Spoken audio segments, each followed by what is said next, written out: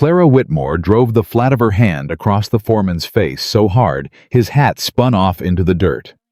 12 armed men went still. She'd walked the last 4 miles on a broken heel, and the first thing Thornridge Ranch had done was call her a bride come to trap a grieving man. "I didn't come to marry anyone," she said. "I came to work." Nobody moved.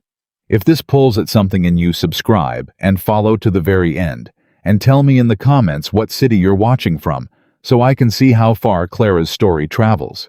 Jack Holloway touched his cheek and looked at his fingers like he expected blood. "You struck me," he said. "I did. In front of my men. You put your hand on my arm and told me to smile pretty for the owner."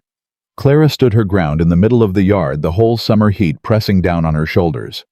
"I've been walked over by better men than you. I didn't cross a territory to be inspected like a heifer at auction." One of the cowboys laughed, then swallowed it when Holloway turned his head. "Somebody made a mistake," Holloway said. "A woman like you don't get hired here. You get sent here. And there's only one reason a woman gets sent to a widower's ranch. Then somebody lied to one of us." Clara reached into the pocket of her worn gray dress and pulled out a folded paper gone soft at the creases. She held it up. "This says cook, room board, and $11 a month. It's signed Thornridge Ranch, and it don't say one word about a husband. Give me that." "You'll keep your hands to yourself, Mr. Holloway, or I'll break the other one."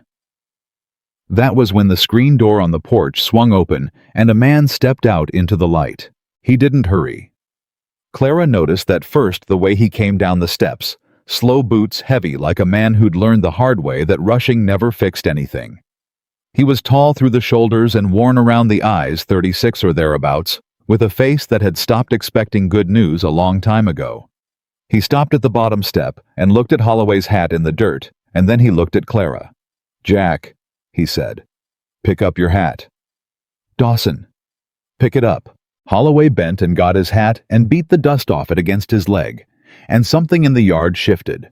The men who'd been grinning weren't grinning now. Dawson Callahan crossed to Clara and stood in front of her, and for a long moment he didn't say a word. Clara made herself hold his eyes. She'd learned that too, that the second you look at your feet, a man decides he owns you. "You slapped my foreman," Dawson said. "He earned it. He generally does." Dawson held out his hand, palm up. "The paper."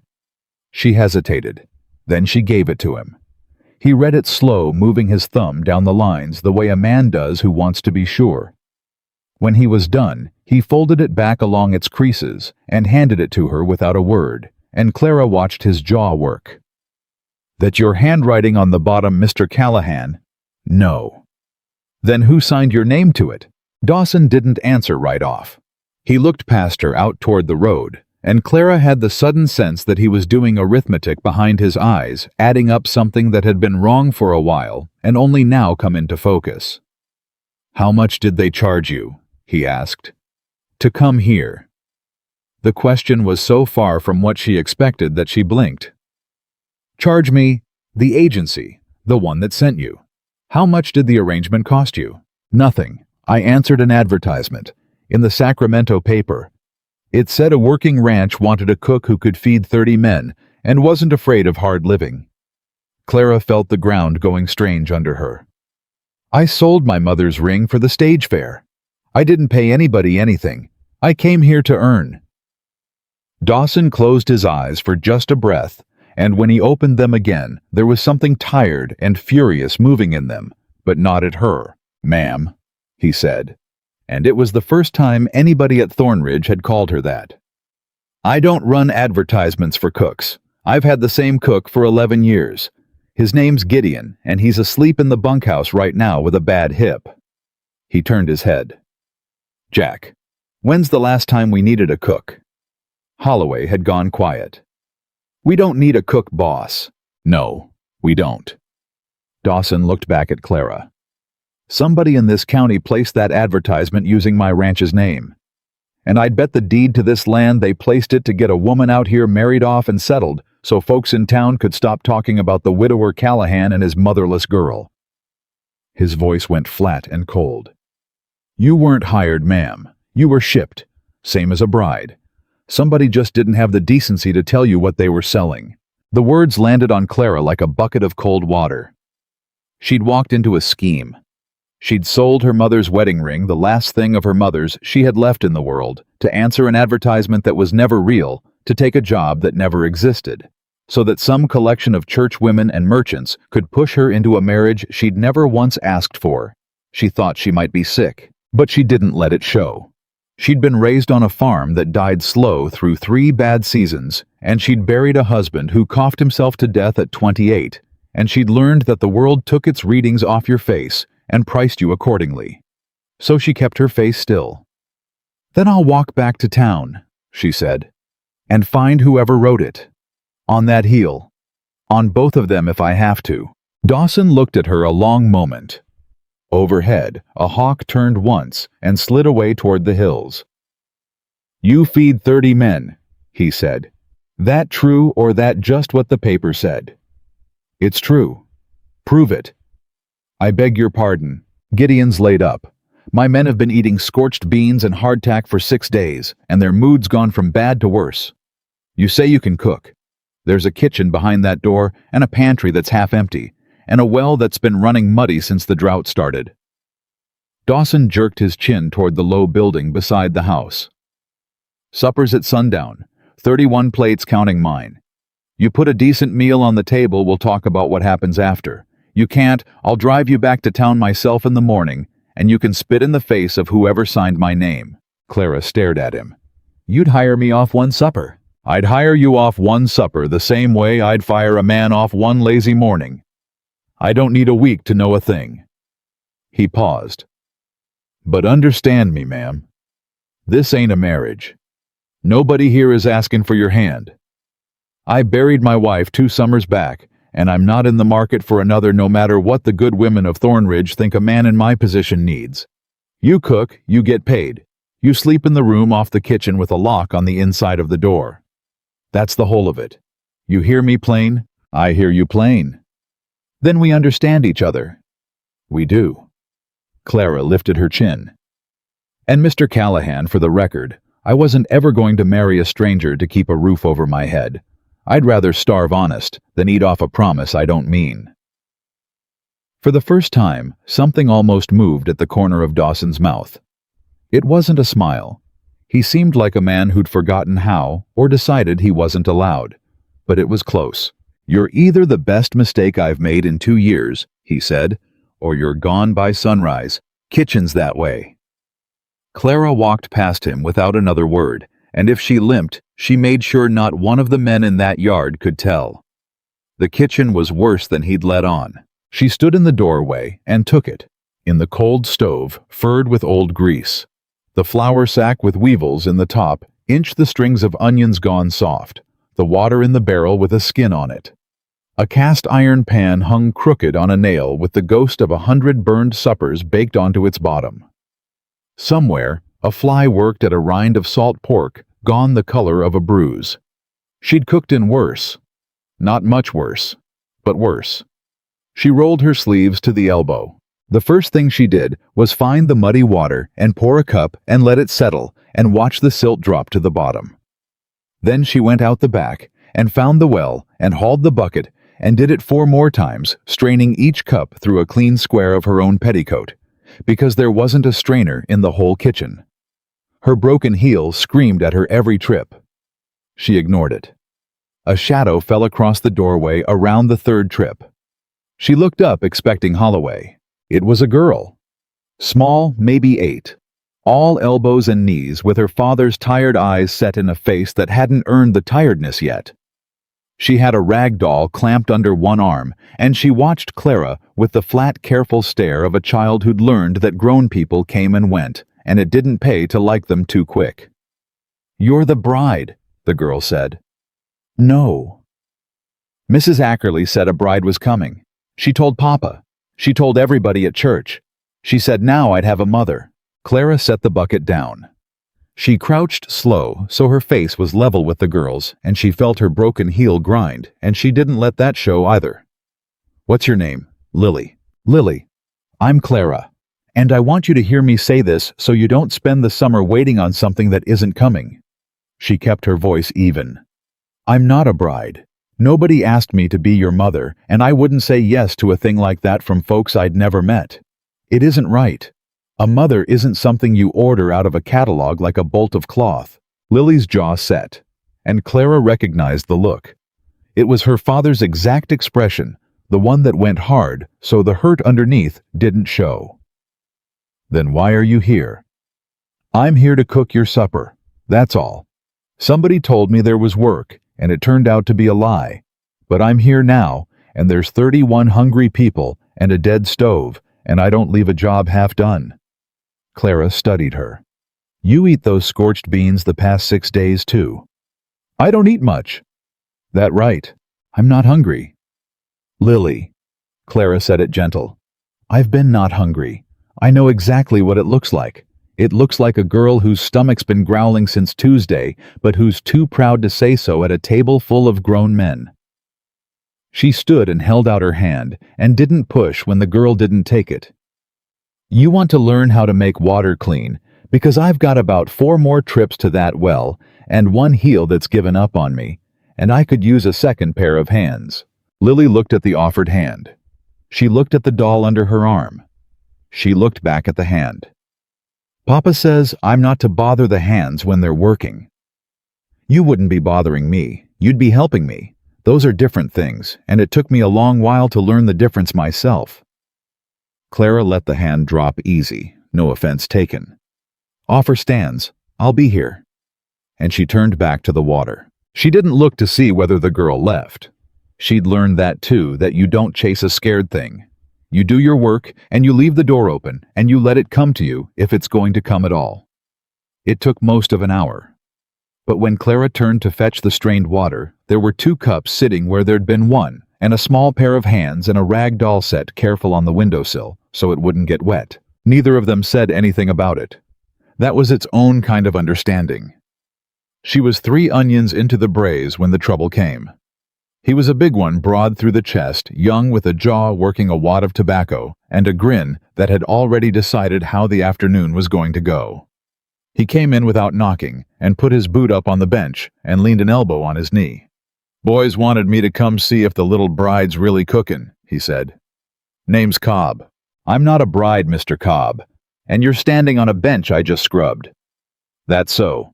He didn't move the boot. He looked around the kitchen, slow, taking his time, and then he reached over to the shelf where she'd set her bread to rise and pressed 2 fingers flat into the middle of the risen dough so it sighed and fell. "Whoops," he said. "Clumsy." Lily at the water bucket went very still. Clara set down her knife. She didn't raise her voice. She'd learned that too, that a raised voice tells a man he's won a piece of you. "You know how long that took to rise, Mr. Cobb?" "Couldn't say." 2 hours. In this heat, closer to 3. She wiped her hands on her apron unhurried. "So here's the arithmetic of what you just did. 30 men eat supper tonight with no bread, and when they ask why, I'll tell them plain Cobb come in and stuck his fingers in it because the boys dared him to. 30 hungry men. Mr. Cobb finding out you're the reason there's no bread on the table." She held his eyes. "You want to be that man tonight? Because I don't much care either way. I'll start another batch. But it won't be ready, and they'll know whose fault it is. And I've watched hungry men decide things about a fella. It don't go easy." Cobb's grin slipped. He took his boot off the bench. "Now," Clara said, "you can stand there and cost me my afternoon, or you can carry that empty barrel out back and fill it at the well, and I'll tell the boys you were a help to me. Your choice. But choose quick, because I've got a supper to save that you just made harder." For a moment, Cobb didn't move. Then Lily spoke up from the corner, small and clear. "You should do what she says, mister. She cleaned the whole water already. I helped." Something in a child saying it seemed to finish the thing. Cobb looked at the girl, and looked at the fallen dough, and looked at Clara, and then he picked up the empty barrel without a word, and carried it out the back door. Clara let out a slow breath. "He wrecked your bread," Lily said. He said it back. "There's a difference." Clara pulled the fallen dough toward her and began working it in her hands, folding it over on itself, coaxing it. You can bring most things back if you're willing to put the work in twice. Bread, a ranch, a person. She glanced at the girl. Come here. Put your hands on it. Feel how it wants to be handled. And Lily came and put her small hands beside Clara's in the dough, and neither of them said anything about the man in the yard or the mother. Nobody had ordered. By 4 o'clock, she had the stove hot and a story going of what supper might be. She'd found a haunch of beef in the smokehouse that Holloway had said was too tough to bother with, and she'd set it braising low with the soft onions and a splash of vinegar and the last of the good water and salt she'd measured by hand, because there wasn't a proper measure either. She'd made a bread dough and set it to rise again on the warm shelf above the firebox. She'd scrubbed the long table in the mess room down to raw wood. Her hands were red to the wrist, and her broken heel had gone from pain to numbness, which she knew from experience was worse, and she kept moving anyway.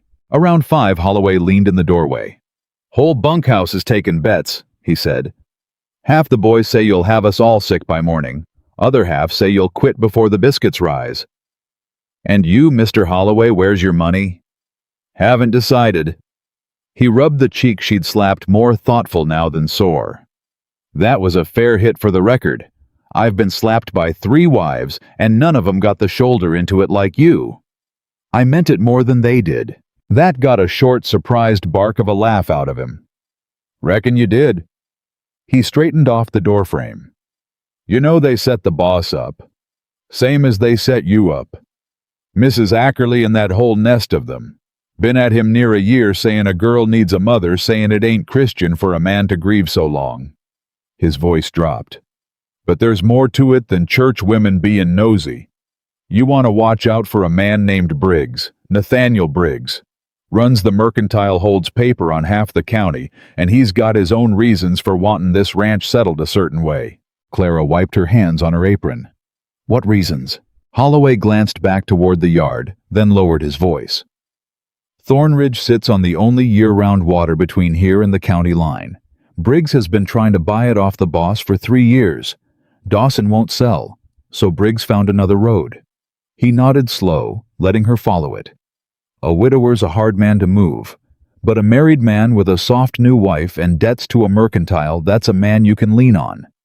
Briggs figured if he could get the boss settled, tangled up owing money for a wedding and a woman's things and all the rest, he'd have leverage he don't have now. Clara felt the cold of it settle in her chest. "So I wasn't a kindness. I was a lever. You were a business plan, ma'am, dressed up as church charity." Holloway said it with something almost like an apology. "The women think they're saving a motherless girl. Briggs let 'em think it. That's how the worst men work. They get good people to do their fetching for 'em. And you're telling me this why? Because you hit Jack Holloway in the face on your first hour and then made him laugh about it." He almost smiled. "Figured you were the kind that'd rather know." "That's a longer conversation than we got before supper." Holloway put his hat back on. "Just don't take everything in town at face value, ma'am. And don't let 'em run you off before you've had a fair shake. There's men here been waiting a long time for somebody to feed 'em like they matter." He left. Clara stood a moment with that, then went back to the beef. At sundown, 31 people sat down at the long table in the mess room, and for the first time in 6 days, nobody grumbled. She'd sliced the beef thin against the grain and laid it in its own dark gravy, and there was hot bread with the crust cracking, and a pot of beans she'd fixed over so they didn't taste like ash, and stewed dried apples she'd found forgotten in the back of the pantry, with a little of the precious sugar melted through. It wasn't a feast. There wasn't the makings for a feast. But it was cooked by somebody who cared whether it was good, and 30 rough men who'd been eating like dogs for a week could taste the difference in the first bite. Clara didn't sit. She stood at the head of the room with her hands folded in front of her apron and watched them eat the way she'd watched her own husband eat in the good years before the sickness. And she felt something she hadn't let herself feel since she stepped off the stage, which was that she might against all sense want to stay. Dawson came in last. He'd washed up. His hair was wet at the edges. He stopped just inside the door and looked at the table full of quiet eating men, And then he looked at her. "Sit down," he said. "I'll eat after." "You'll eat now. You've been on that broken heel since noon. Jack told me." He pulled out the chair at his right hand, the empty one, and Clara understood with a small cold shock whose chair that had been. "Sit, eat. You cooked it. You've earned a plate more than any man here." Lily was already in the chair on Dawson's other side. The girl had eaten. Clara could see the way a child eats when she's finally let herself be hungry. The plate near clean, a smear of apple at the corner of her mouth. Lily was watching her father and Clara with a look Clara couldn't read. Clara sat. Somebody passed her the bread. She ate, and it was good, and she'd made it. And for a moment, nobody at that table was anybody's scheme or anybody's problem. They were just people eating a meal together at the end of a long, hot day. Then Dawson set down his fork. "There's something you all ought to hear from me," he said, and the table quieted. "This morning a woman got off the stage in Thornridge, believing she'd been hired here to cook. Turns out somebody in town wrote to her using my name, telling her one thing while they told me another. They meant to marry her off to me before either of us knew what was happening." A long pause. "I want it understood by every man at this table that Mrs. Whitmore is not my bride, is not my intended, and is not to be spoken of in town as either. Any man who lets a word go the other way answers to me." The room held very still. "She's the cook," Dawson said. "Best supper this ranch has had in 11 years. She stays as long as she wants the job, and she leaves the day she wants to leave, and there's not a soul here got any claim on her beyond that. That clear?" A murmur of "Yes, boss," went around the table. "Clara," Dawson said, and it was the first time he'd used her given name. "That suit you." She should have felt relieved. He'd said everything she'd demanded that morning in the yard. No marriage, no claim. The job on her own terms, her dignity spoken out loud in front of 30 witnesses. It was more than she'd hoped for when she got off that stage. But she'd caught something in his voice she hadn't expected. Not coldness. The opposite. He'd said it too carefully, too completely, like a man walling off a thing before it could get loose. Like a man protecting himself as much as her. "It suits me," Clara said. And she meant it. She surely meant it. She just didn't know yet that the town wasn't done with either of them, that Nathaniel Briggs had placed that advertisement for reasons that had nothing to do with a girl needing a mother, and that before this brutal summer burned itself out, the quiet arrangement made at that supper table would cost every person in the room more than they had to give. But that supper, she didn't know any of it. That supper, she ate her bread and drank her clean water, and across the table, a little girl.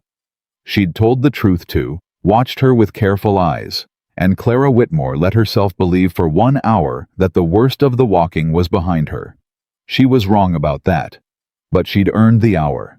She took it.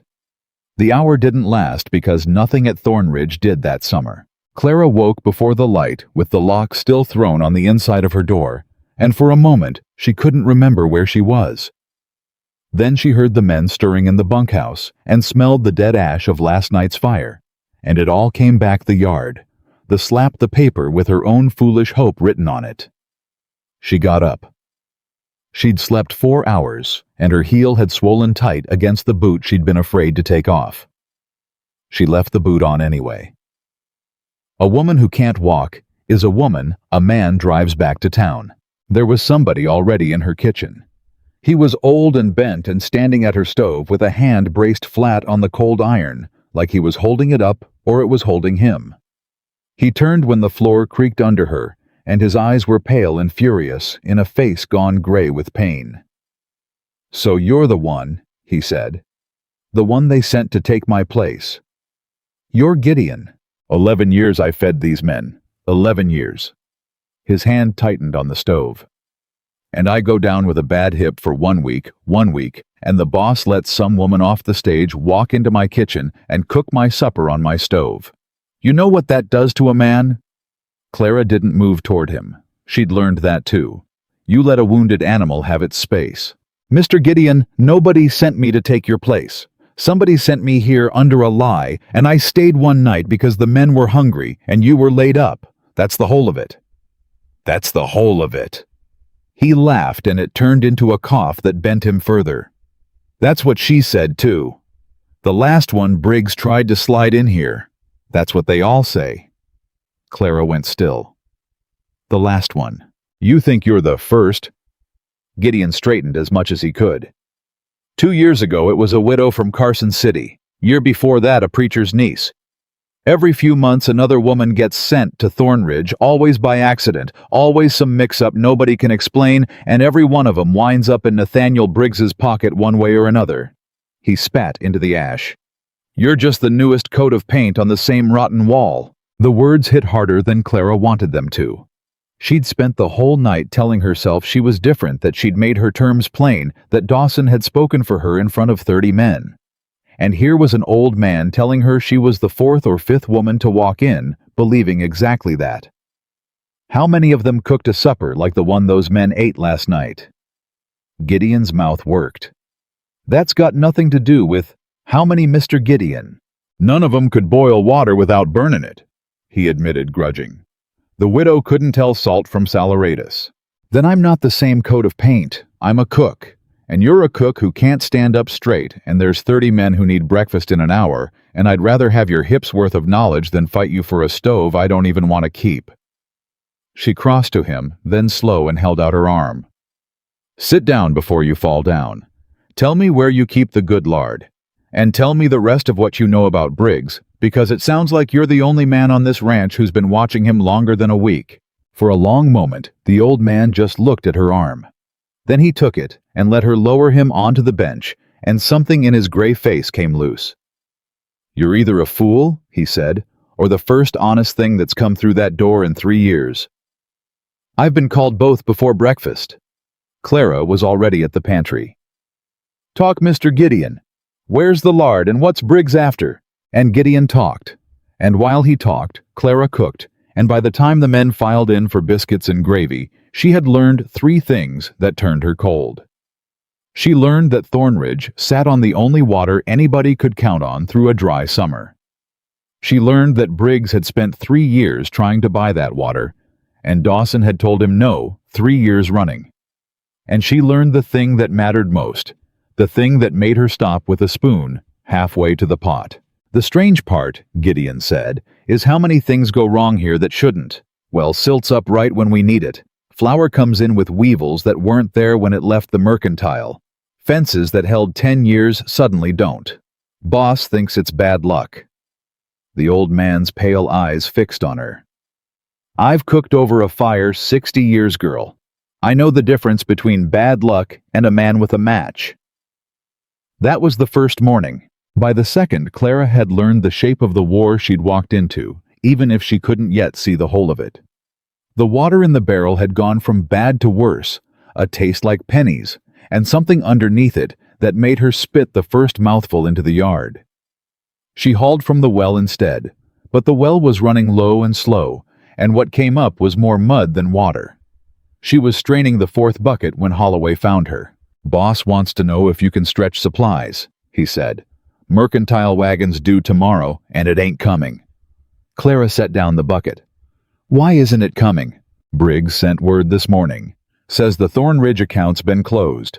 Says the boss owes back money, and until it's paid, no flour, no salt, no coffee, no nothing. Holloway's jaw was tight. It's a lie. Boss paid that account in full in April. I saw the receipt. But the receipt don't matter because Briggs owns the only store between here and the county seat, and he's decided we don't eat till the boss comes around. Comes around to what? Holloway looked at her, and she watched him decide whether to say it. To selling, or to marrying. He shrugged, helpless. Briggs don't much care which. A married man's got expenses. A man with expenses needs credit. Credit gives Briggs a hook. He gets Dawson owing him, and the water comes with the debt sooner or later. He shook his head. You landed in the middle of a 3-year fight, ma'am, and Briggs just made you part of it, whether you meant to be or not. Clara stood with the mud water dripping off her hands and felt the trap closing, not around Dawson, but around all of them. 30 men, a little girl, an old cook with a bad hip, and her. "How much food's in that pantry, Mr. Holloway?" 10 days. Maybe less the way the boys eat. Then we don't eat the way the boys eat. Clara wiped her hands. Tell them there's changes coming to the table, and I don't want to hear a word of complaint. And find me Dawson. If Briggs wants to starve this ranch into a wedding, he ought to know the cook's got opinions about it. She found Dawson herself in the end, out by the horse pen, where he'd gone to be alone with the thing Briggs had done. He didn't turn when she came up.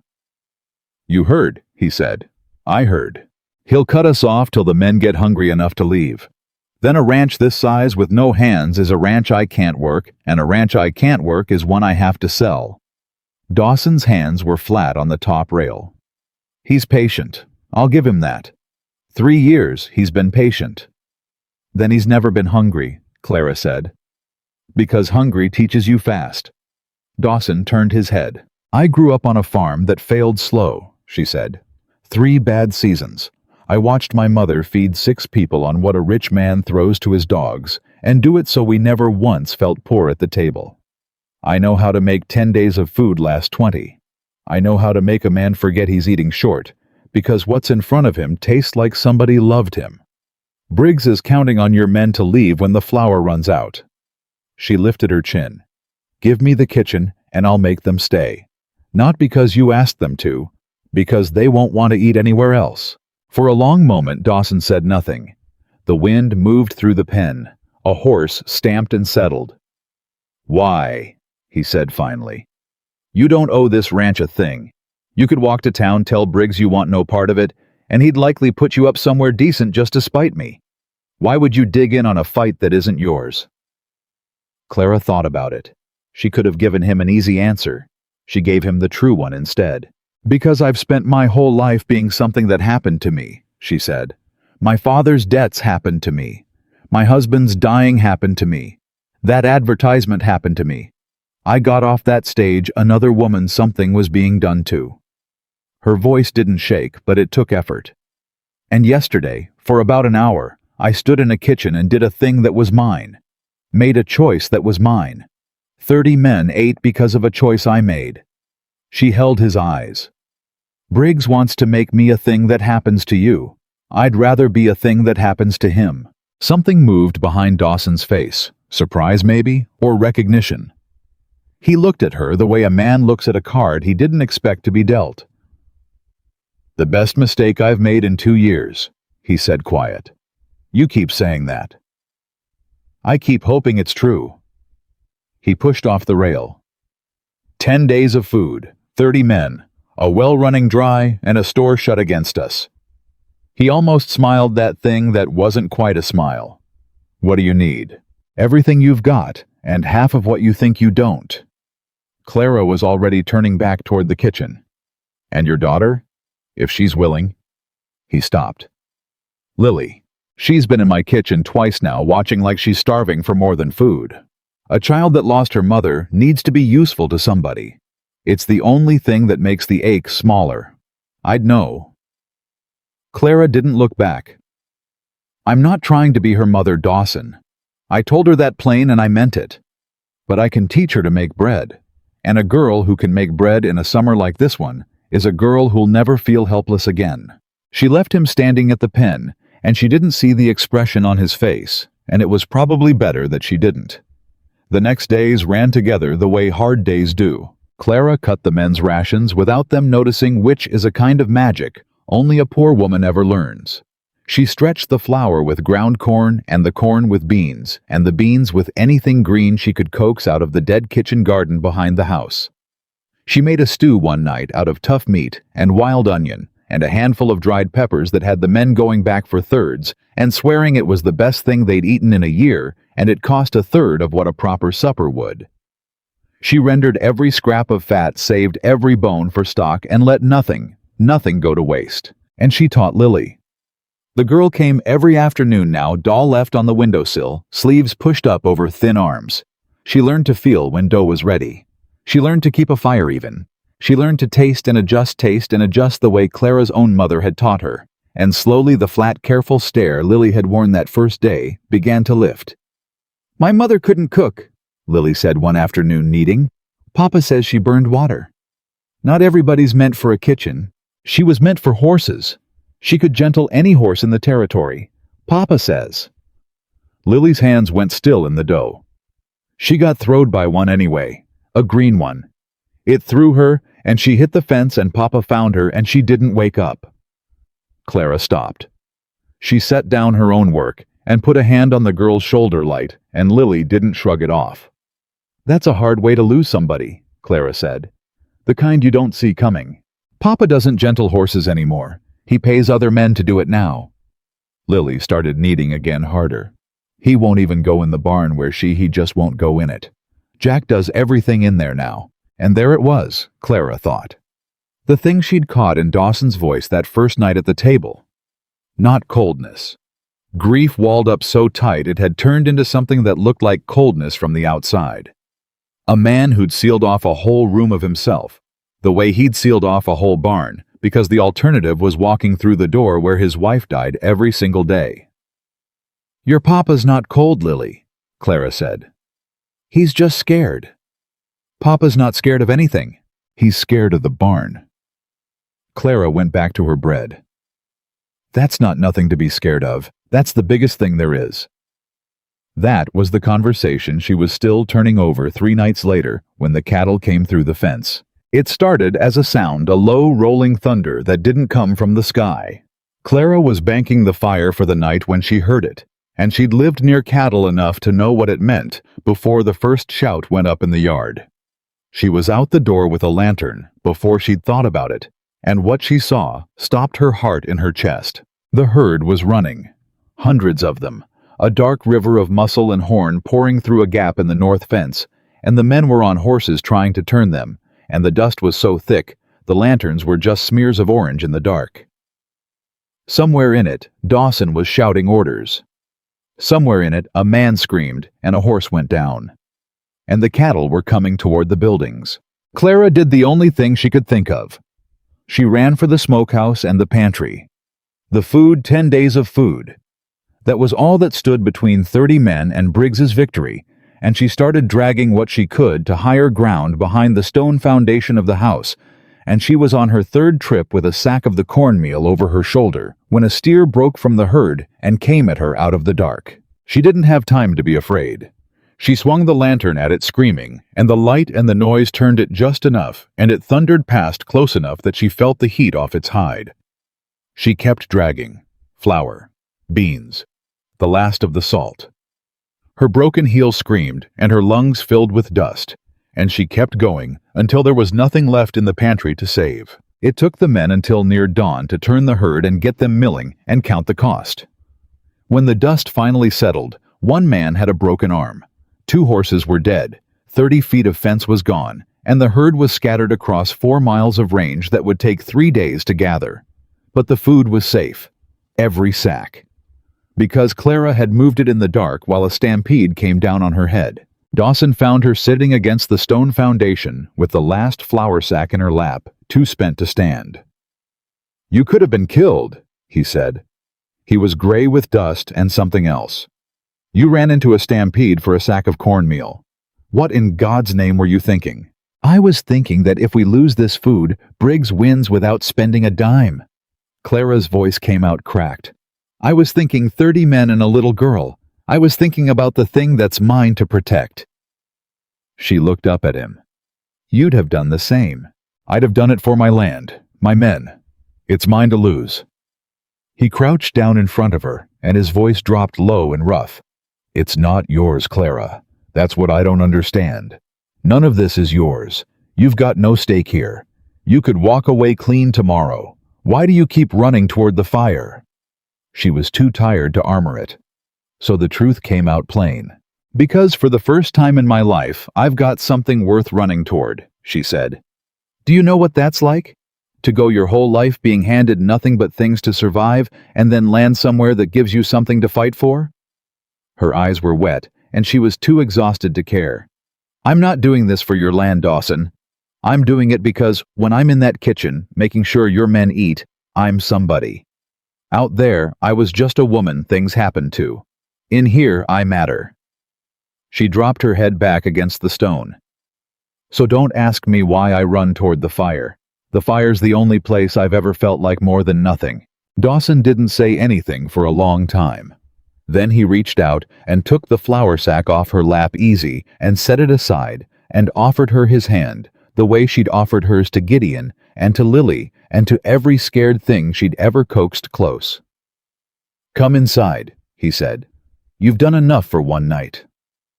There's 30 men who'll want breakfast in 3 hours. Then I'll help you cook it." She looked at his hand. She looked at his face, gray and open in a way she hadn't seen it. And she took the hand and let him pull her up, and if she leaned on him a little more than her heel strictly required, neither of them said a word about it. He didn't just help with breakfast, he stayed. That was the thing that undid something in Clara. Not that Dawson Callahan cooked because he was terrible at it, burned the first pan of biscuits and cut himself twice, and had to be shooed away from the gravy. What undid her was that he stayed. A man who'd sealed off a barn and a marriage and half his own heart stood in her kitchen at 4 a.m, ruining biscuits because she was too tired to stand alone, and he wasn't willing to leave her to it. "You're worthless at this," she told him, taking the knife away. "I'm aware." "How did you eat before Gideon?" "Badly, and before Gideon, my wife, who was worse than me, which you wouldn't think possible." He said it before he could stop himself, and then he went still the way a man does when he's stepped somewhere he'd roped off. Clara didn't push. She just kept working the dough, and she said easy, like it was nothing. "Lily told me she gentled horses. Your wife, Sarah." The name came out of him like it cost money. She could talk a wild thing into eating out of her hand. Never met her equal. A silence. "She had no business being on that green colt. I told her. I told her 100 times leave the young ones to the men. She just laughed at me." His hands had gone flat on the table. She wasn't scared of anything. That was the whole trouble with her. She wasn't scared of anything, and it got her killed, and now I'm scared of everything, and I can't tell anymore which is worse. Clara set down the dough. "You're not scared of everything, Dawson. You've seen the barn I won't walk into. I've seen a man who walked into a stampede to turn his cattle 3 hours ago." She held his eyes. "You're not scared of everything. You're scared of one thing. Losing another one. That's not cowardice. That's just what love turns into when you don't get to say goodbye." She picked the dough back up. "I know the shape of it. I nursed a husband 2 years, watched him go inch by inch. Different than yours, I got all the goodbye there was. But the after feels the same, I'd wager. Like the world's got one more way to take something from you, and you'd best not let it get close enough." Dawson looked at her, like she'd reached into his chest and named a thing he'd never had words for. "That why you slapped Jack the first hour you were here?" he said rough. "So nothing get close." "Maybe." Clara almost smiled. "Or maybe he just deserved it." He did deserve it. "Then let's say both." And Dawson Callahan laughed a real one short and startled like a thing that hadn't been used in 2 years and had gone stiff in the joints. It surprised them both. And in the doorway unseen, a small figure in a nightgown watched her father laugh for the first time she could remember and clutched her rag doll and slipped away before either of them saw her. It was 2 afternoons later that her body finally called the bluff it had been calling for a week. She was lifting a pot of stock off the fire, a heavy pot near full, and she'd lifted 100 like it, and something in her simply gave out. Her vision went to white sparks. Her bad leg buckled. The pot tipped, and she twisted to keep the boiling stock off Lily, who was right there at her elbow, and the whole scalding weight of it came down across Clara's own forearm instead, as she went to the floor. She didn't scream. That was the thing Lily would tell her father later in a small, shocked voice, that Clara didn't even scream. She just gasped and grabbed her own arm and told Lily very calm, "Fetch the butter, honey, the whole crock quick as you can," and pressed her burned arm against her body and breathed through it while the girl ran. By the time Dawson got there, Clara had the burn packed in butter and wrapped in a wet cloth and was already trying to get up off the floor to finish the stock. "Don't," he said. "Don't you get up. The stock'll scorch. Let it scorch." He was on his knees beside her, and his hands were on her shoulders, and his voice was shaking in a way she'd never heard from him. "Let the whole supper burn. Let the whole ranch burn. You are not getting up off this floor to save a pot of stock with your arm cooked to the bone." He looked at the wrapped arm, and his face went white. "How bad? Tell me true." "It's a burn. I've had worse." "How bad, Clara?" She held his eyes. "Bad enough that I'll cook one-handed for a week and you'll all live to complain about it. Not bad enough to matter." Her voice softened despite herself because his hands were shaking on her shoulders and his face was wide open with a fear that had nothing to do with pots or suppers.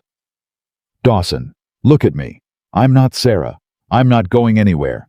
A burned arm's not a green colt. I'm right here." And that was the moment. Not a kiss. Not a word of love. Nothing so easy that Dawson Callahan looked at the woman on his kitchen floor with her arm scalded to save his daughter and understood that the thing he'd sealed off 2 years ago had come unsealed without his permission, and there wasn't a barn door in the world strong enough to shut it again. He didn't say any of that. He wasn't a man who said things. He just gathered her up off the floor like she weighed nothing, ignoring her protests, and carried her to the bench and sat her down, and packed the burn himself with hands that finally stopped shaking. And then he did the thing that told her everything the words never would. He turned to the fire, and he finished the stock. A man who burned biscuits and cut himself twice standing over a pot, he had no idea how to tend, stirring it wrong and too fast, because she couldn't and it needed doing, and he wasn't going to leave her work undone any more than he'd leave her on the floor. "You're stirring it too hard," Clara said from the bench watching him. "I'm aware." "You'll break it. Then I'll break it." He didn't turn around. "But I'm not asking you to get up. Sit there and tell me what to do wrong next." And she did. She sat on the bench with her arm on fire and talked him through a pot of stock he ruined anyway, and it was the closest thing to happy she'd felt since before her husband got sick, and she hated how much she wanted it, and she let herself have it anyway. That was the night everything shifted. Not because of the burn, because of what the burn showed both of them about what they'd already become to each other, and how far past the terms of that first supper they'd already gone. The gathered herd came home over 3 hard days, and it was on the first of those days that Holloway found the thing that changed the shape of everything. He came into the kitchen with his hat in his hand and his face like a closed door, and he waited until Lily had gone out to the well before he set something on the table in front of Clara. It was a section of fence post, the broken end pale and clean. "Look at that break," he said. Clara looked. "It's a broken post." "It ain't broken. It is cut."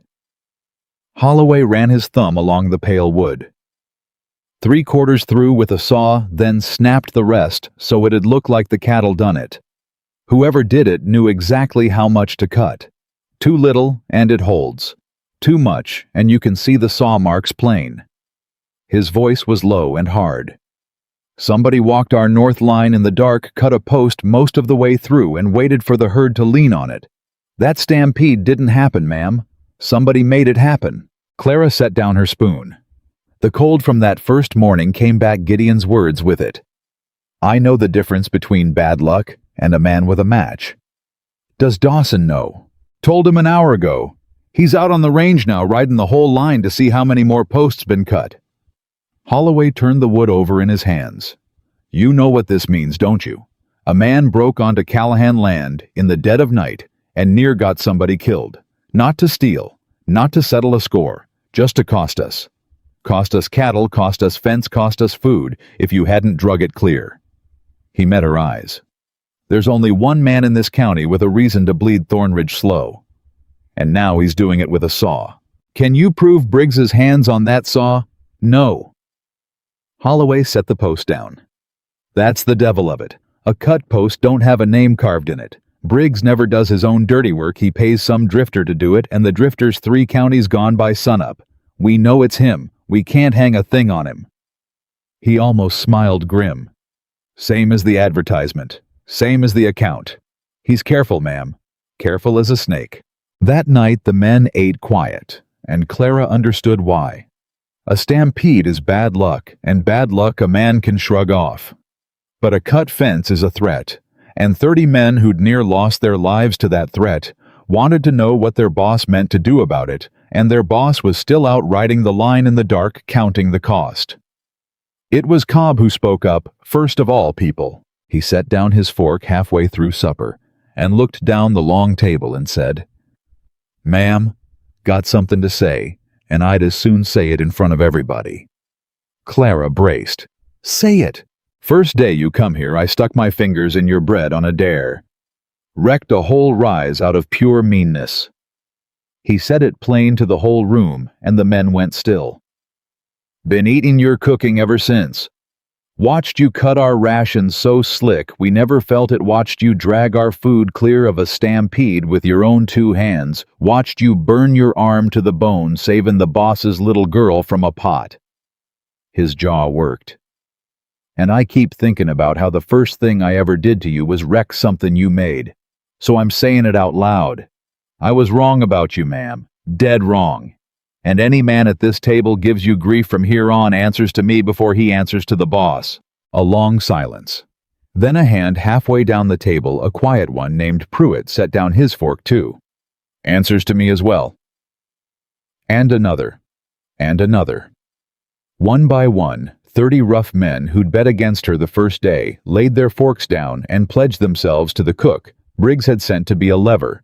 And Clara stood at the head of the room with her burned arm wrapped against her chest and had to look hard at the floor so none of them would see what it did to her. "Eat your supper," she managed when she could talk.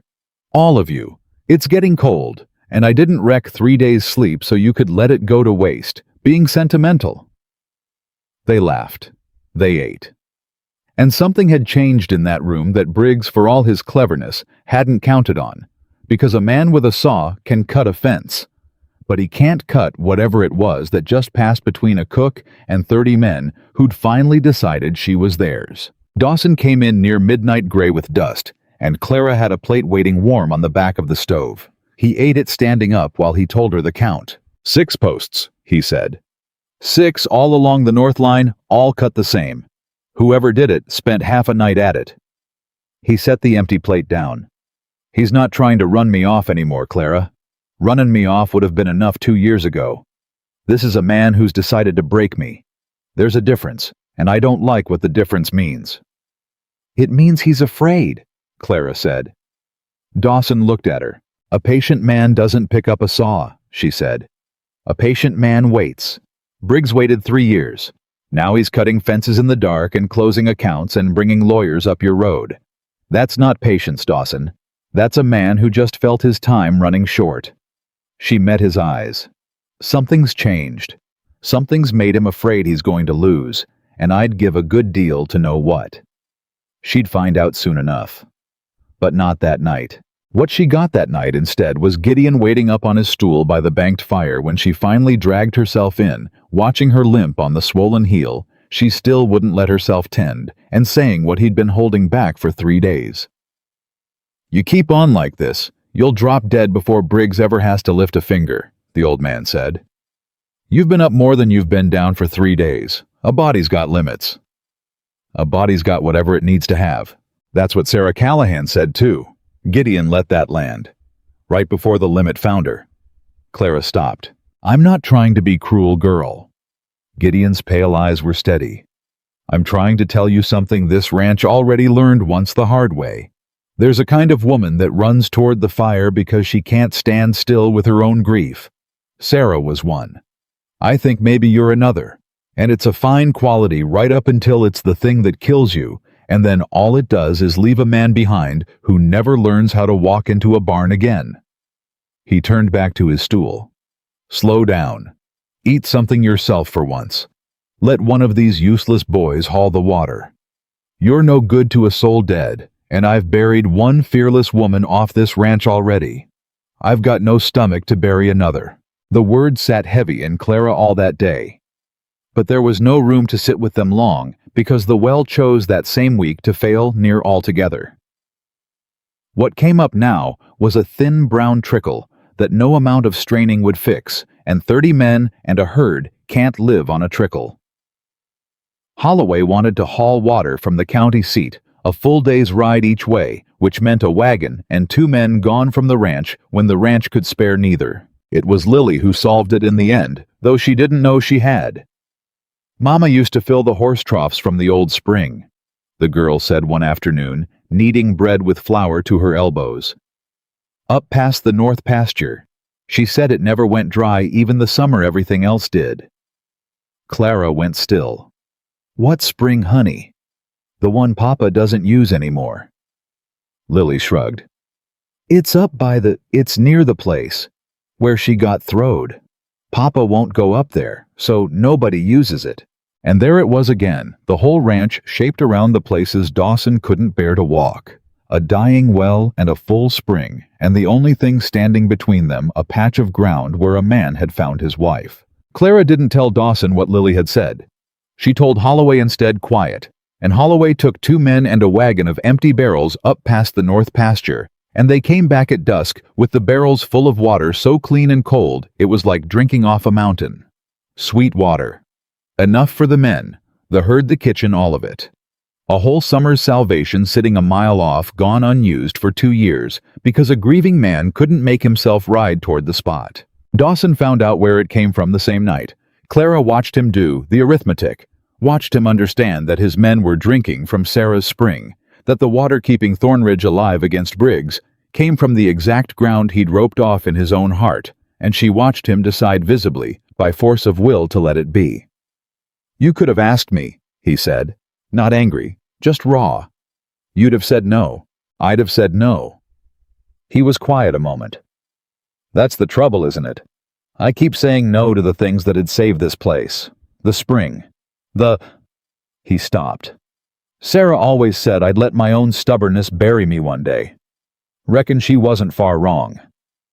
She sounds like she was right about a great many things. She was right about all of them. It was insufferable." And there was that near smile again, the grief and the love all tangled in it, and Clara understood that letting his men drink from that spring had cost Dawson Callahan more than money and meant more than water, and that he'd done it anyway. For the ranch, for his men, for her. She wasn't sure anymore where one ended and the next began. The spring bought them time. Briggs's account closing had aimed to starve them of water as much as food, and now the water problem was solved from ground he couldn't touch. But the food was still finite. The store was still shut, and the herd.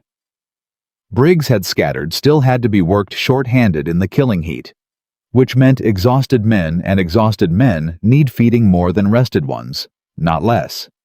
Which is how Clara came to be awake for a day and a half straight. It started with a sick spell that ran through the bunkhouse, bad water they'd drunk before the spring, or the heat, or both, and half the hands went down at once with cramps and fever, just as the last of the herd needed gathering. The well ones had to do the work of the sick ones. The sick ones needed broth and clean water and tending. And every man of them, sick or well, needed to eat at all hours, whenever they staggered in off the range or off their sick beds. So Clara didn't stop. She cooked through the first night broth for the sick and hot suppers for the working, and through the next day, and into the second night, one-armed, where the burn still pulled, favoring the heel that had never healed right. She'd send a plate out with Lily, start the next wake, a fevered man to spoon broth into him, come back and start the next. She lost track of the meals. 20, 30 more. She lost track of the hours. When Gideon tried to spell her, she snapped at him that his hip would drop him inside an hour, and then she'd have 2 invalids to feed instead of 1. And he sat back down and watched her burn herself to a stub and said nothing more because he'd already said it all. Near the end of the second night, Dawson came in off the range, past exhaustion himself, and found her standing at the stove, swaying on her feet, stirring a pot. She'd clearly forgotten she was stirring, her eyes half shut. "Clara." She didn't hear him. "Clara." He crossed the kitchen and put his hand over hers on the spoon, stilling it. "Stop. Look at me. When did you last sleep?" She blinked at him like she was surfacing from deep water. "There's men need feeding.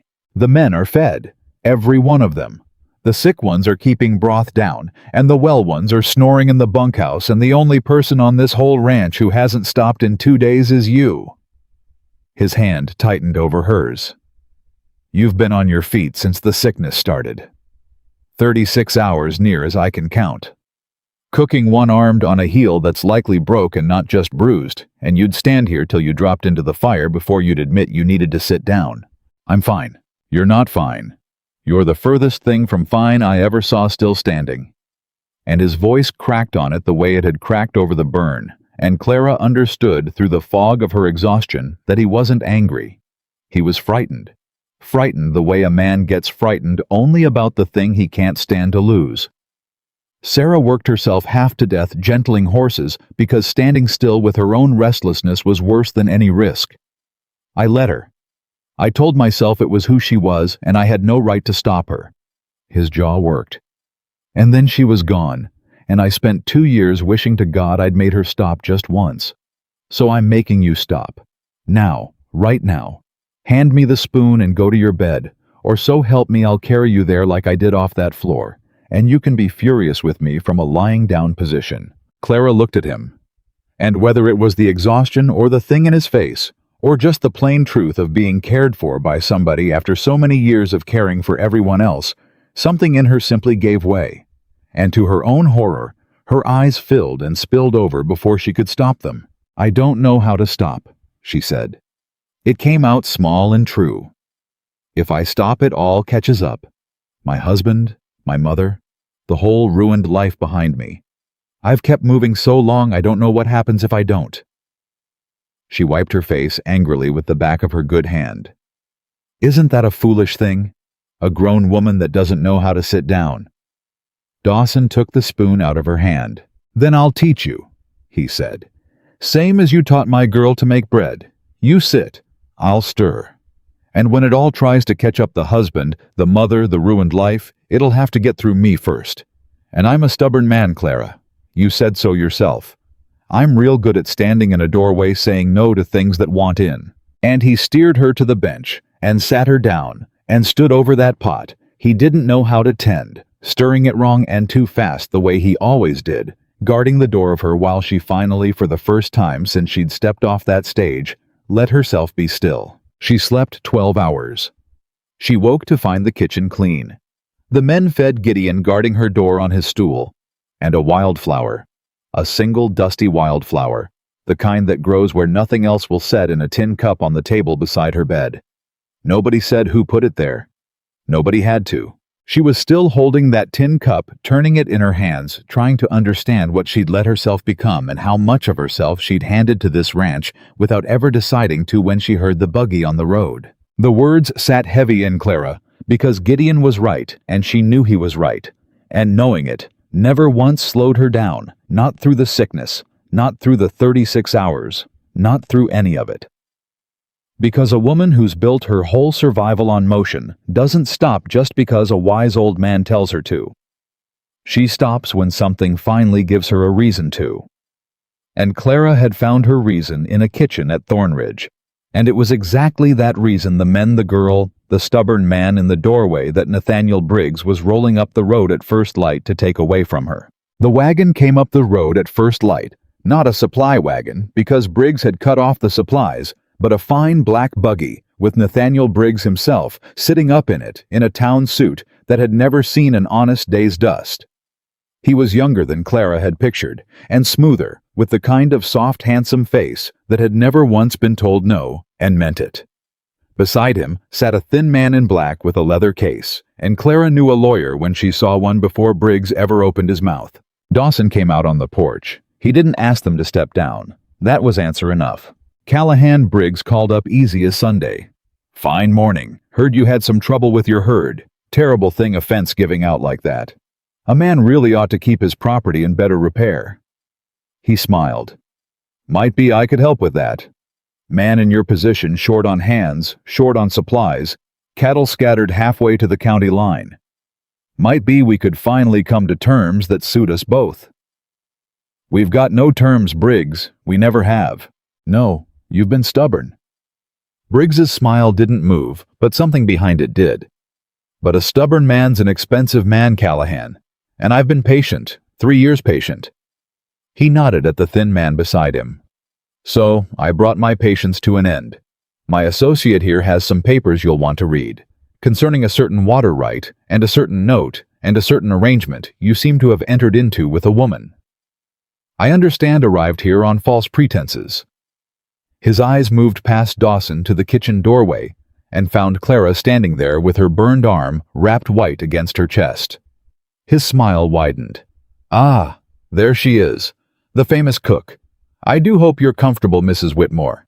It'd be a shame if it turned out you had no legal right to be here at all." And Clara understood with a cold that went all the way down that whatever Briggs had spent 3 years failing to do to Dawson, he'd just found a brand new door to do it through. Her. The thin man in black stepped down from the buggy without being asked, and that was how Clara knew the worst of it was coming, because a lawyer who steps down uninvited is a lawyer who means to stay a while. "Mr. Callahan," he said, opening his leather case against the buggy wheel. "My name is Present of Present and Hale County Seat. I represent Mr. Briggs's interests. I'll be brief as the morning's hot." He drew out a paper. "You are the party to a contract of matrimonial placement dated the 9th of May, executed through the Overland Domestic Agency of Sacramento, providing for the delivery of one bride to Thornridge Ranch in exchange for a placement fee of $140, said fee advanced by my client as a Christian courtesy to a grieving widower." He looked up. The bride was delivered. The marriage was not performed. "That, sir, is a breach. My client is owed his $140 plus costs plus damages for the inconvenience." "I never signed any such contract," Dawson said. "No."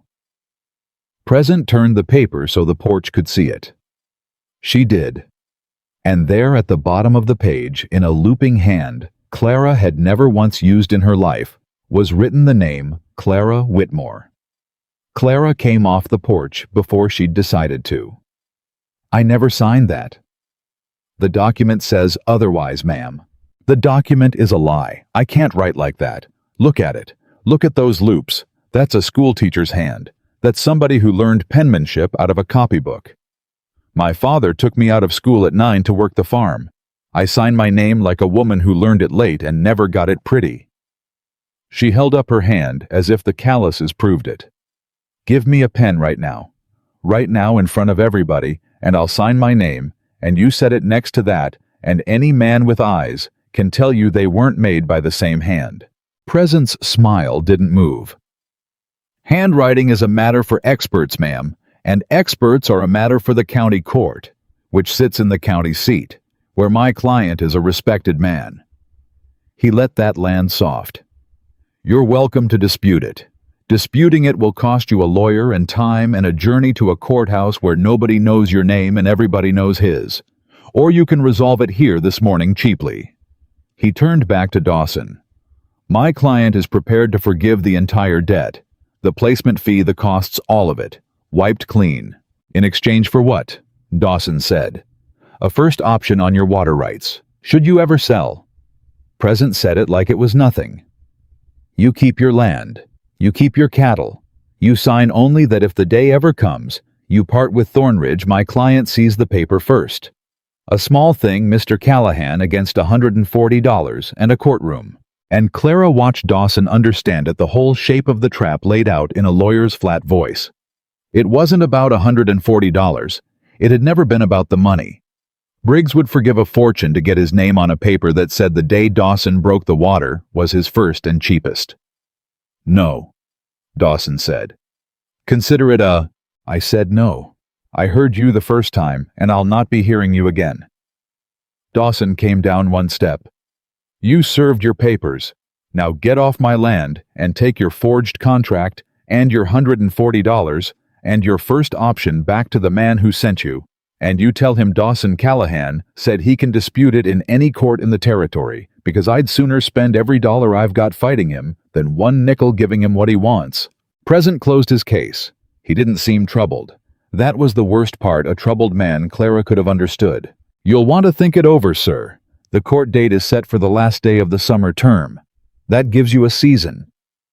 He climbed back into the buggy. "A great deal can happen to a ranch in a season. Fences fail. Wells run dry. Contracts fall through. A season is a long time to be short of friends." He nodded mild as milk. "Good day to you both, And Mrs. Whitmore, do enjoy your comfort while it lasts." The buggy turned in the yard and rolled back down the road, and Briggs never once opened his mouth the whole time, and somehow that was worse than anything he could have said.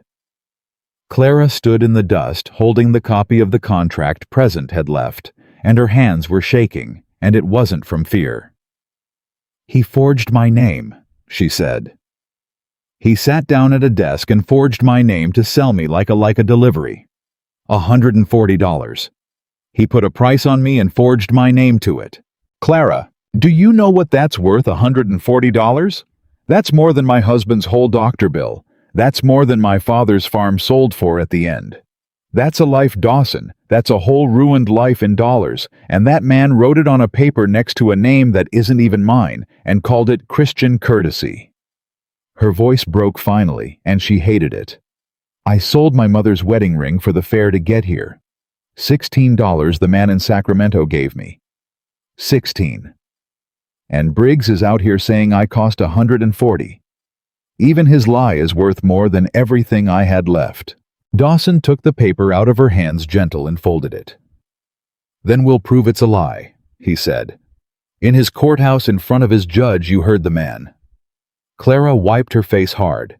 "That's the trap. He doesn't need the contract to be true. He just needs it to cost more to fight than to fold. That's how men like him win. Not by being right, by being expensive."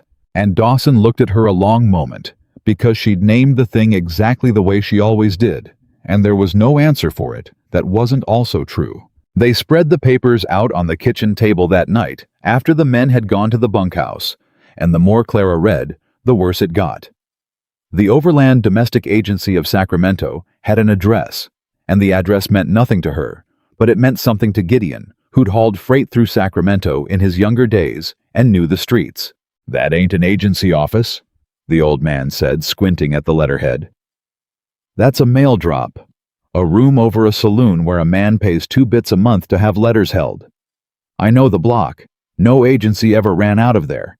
Somebody rented that address to look like an agency long enough to send one letter and forge one name." "Briggs," Clara said. "Or a man Briggs pays, same thing." Gideon pushed the paper back. "Point is, there's no agency to summon to court, no clerk to put on a stand, nobody to swear the contract's real, but Briggs's own lawyer holding up Briggs's own paper. And you can't cross-examine a mail drop." Dawson turned the contract over in his hands. "Then it's his word the thing's genuine against our word. It's forged. And it gets decided in his court." "Whose court exactly?" Clara said. "You keep saying his court. Whose is the judge?" Dawson was quiet a moment too long. "Say it, Dawson. Judge Emmett Cade. Sits the summer term at the county seat." He set the paper down. "Married Briggs's sister 9 years back. Holds paper with Briggs on the county freight line. There's not a soul between here and the capital doesn't know the two of them are stitched together at the pocket." He looked up, and for the first time she saw the size of the thing settle on him. "That's the trap all the way down. Forged contract nobody can disprove without an agency that don't exist, tried in front of a judge who's Briggs's own brother-in-law, in a town that already thinks the worst of us. He didn't just build a case, Clara.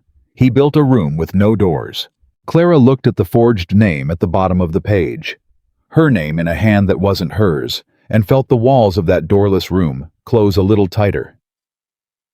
"Then we don't win it in the room he built," she said slowly. "We win it before we ever get there. Or we don't win it at all." She didn't know yet what she meant by that, but she'd learn. The news that told them why came 3 days later, and it came from the one place nobody was watching. Gideon had a nephew who drove freight for the Territorial Road, and the nephew came through with a wagon and stayed for supper and talked the way freight drivers do about everything he'd seen on the road.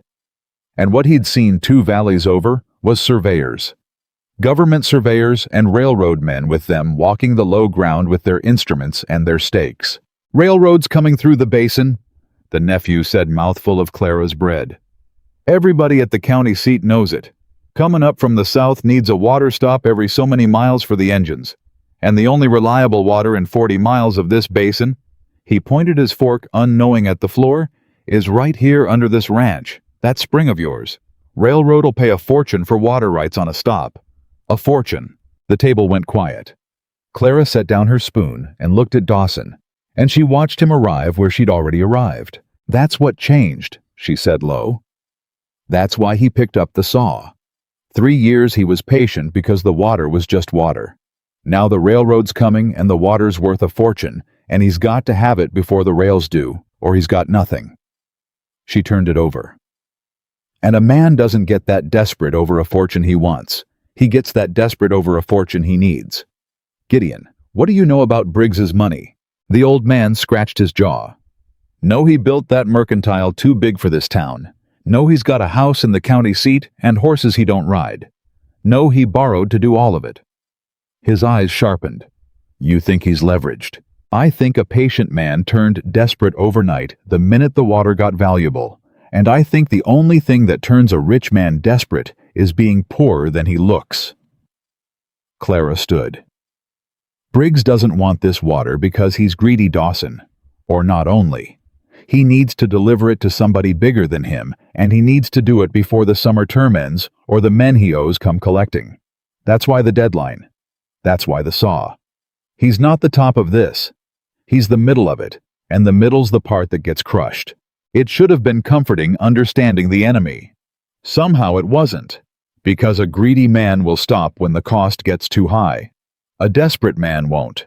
A desperate man has already decided he'd rather burn the whole thing down than lose. And Briggs, Clara understood, had crossed that line somewhere in the last month, which meant the cut fences and the closed account were only the beginning. We've got till the end of the summer term, Dawson said. A season. Then we'd better make it count. But the season had other ideas, because the very next morning the gossip started, and gossip, Clara would learn, is the one weapon a woman can't slap out of a man's hand. It came to her first through Lily, which was the cruelest way it could have come. The girl came into the kitchen white-faced and would not say what was wrong, kneaded her bread with her jaw set exactly like her father's, and finally, when Clara sat down beside her and waited, the way she'd learned to wait, it came out. Sadie Ackerley says you're going to marry Papa. Lily's voice was tight. She says her mama says the cook came out here to trap him. She says everybody at church knows it. She says you're not really a cook at all. You're just pretending, and that you did something to make Papa keep you, and that decent folks don't. She stopped. She said a word. About you. I don't want to say it. Clara kept her voice even though it cost her. I know the word honey. You don't have to say it. It's not true. Lily's eyes filled. I told her it's not true. I told her you're the best cook in the whole territory, and you burned your arm saving me, and you didn't even scream. And she laughed at me. All of them laughed at me, and Sadie said, the tears came now. She said, soon you'll go away like all the others, and I'll be alone again, and there's no use me liking you because everybody who... She couldn't finish it. And there it was, the thing under all of it. Not the gossip. The girl who'd lost one woman and had been told by children who'd learned it from their mothers that she was about to lose another. Clara did the only thing she could. She didn't promise she'd stay because she'd sworn to herself never to lie to this child. She told the truth instead. Lily, look at me. She waited until the girl did. I can't promise you nobody in this world will ever take anything from you again. I'd be lying, and I won't lie to you, not ever. That's a promise I can keep.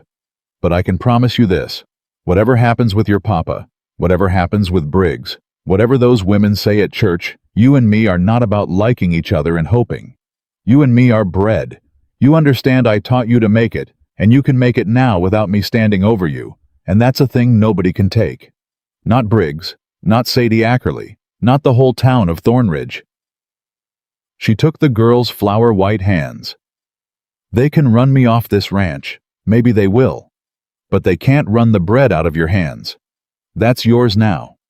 I put it there, and it's yours, and it stays yours whether I do or not. Or, Lily threw her arms around Clara's neck and held on hard flower and all, and Clara held her back and looked over the girl's shoulder at nothing, and thought with a cold, clear fury she hadn't felt since the yard that Nathaniel Briggs had now reached his hand all the way down into an 8-year-old's chest, and that she was going to make him regret it. She went to town herself the next day. She didn't ask permission. She told Holloway she needed thread and a few things the ranch could spare $1 for, which was true enough, and she rode in on the flat wagon with Gideon's nephew, who was headed back that way, and she walked into Thornridge with her chin up and her burned arm wrapped clean, and she felt the whole town turn to look at her. She'd meant to find the church women. She found them without trying. They were on the steps of the Mercantile Briggs's Mercantile, which Clara noted, because of course the gossip lived where the man who profited from it kept his store, 3 of them, in Sunday stiff dresses, and the tallest of them, gray-haired and handsome and sure of herself, had to be Mrs. Ackerley. Clara walked straight up to them. "Mrs. Ackerley," she said, "I believe you're the one arranged to have me sent out here." The woman's face did something complicated. "I'm sure I don't know what you wrote to an agency about a lonely widower and his motherless girl. You meant it kindly, I don't doubt. You thought you were doing the Lord's work marrying off a sad man so a child could have a mother." Clara kept her voice level, and she kept it loud enough that the street could hear, because she'd learned that a thing said in the open can't be twisted in the dark. "And then that kindness got sold to Nathaniel Briggs, and he forged my name to a bride contract for $140, and now he's using it and you and your church talk to bleed a good man off his own land. So I'll ask you plain, ma'am, in front of God and Front Street. Did you know what he meant to do with your Christian courtesy, or did he use you same as he used me?" The color went out of Mrs. Ackerley's face, and Clara had her answer before the woman spoke. She hadn't known. She'd been a tool, same as Clara, same as everyone Briggs touched. But knowing it didn't make her kind because a woman caught being a fool in front of her whole town doesn't turn soft. She turns mean. "You watch your mouth," Mrs. Ackerley said, "coming into this town making accusations. Everybody can see plain what you are. A widow with no people and no money living out at a widower's ranch, sleeping under his roof, in a locked room off the kitchen feeding 30 men who'll every one of them swear to it. And the whole county talking about it, and you've got the gall to come in here and blame decent folks for your own—" "My own what?" Clara stepped closer, and something in her face made the woman stop. "Say it, Mrs. Ackerley.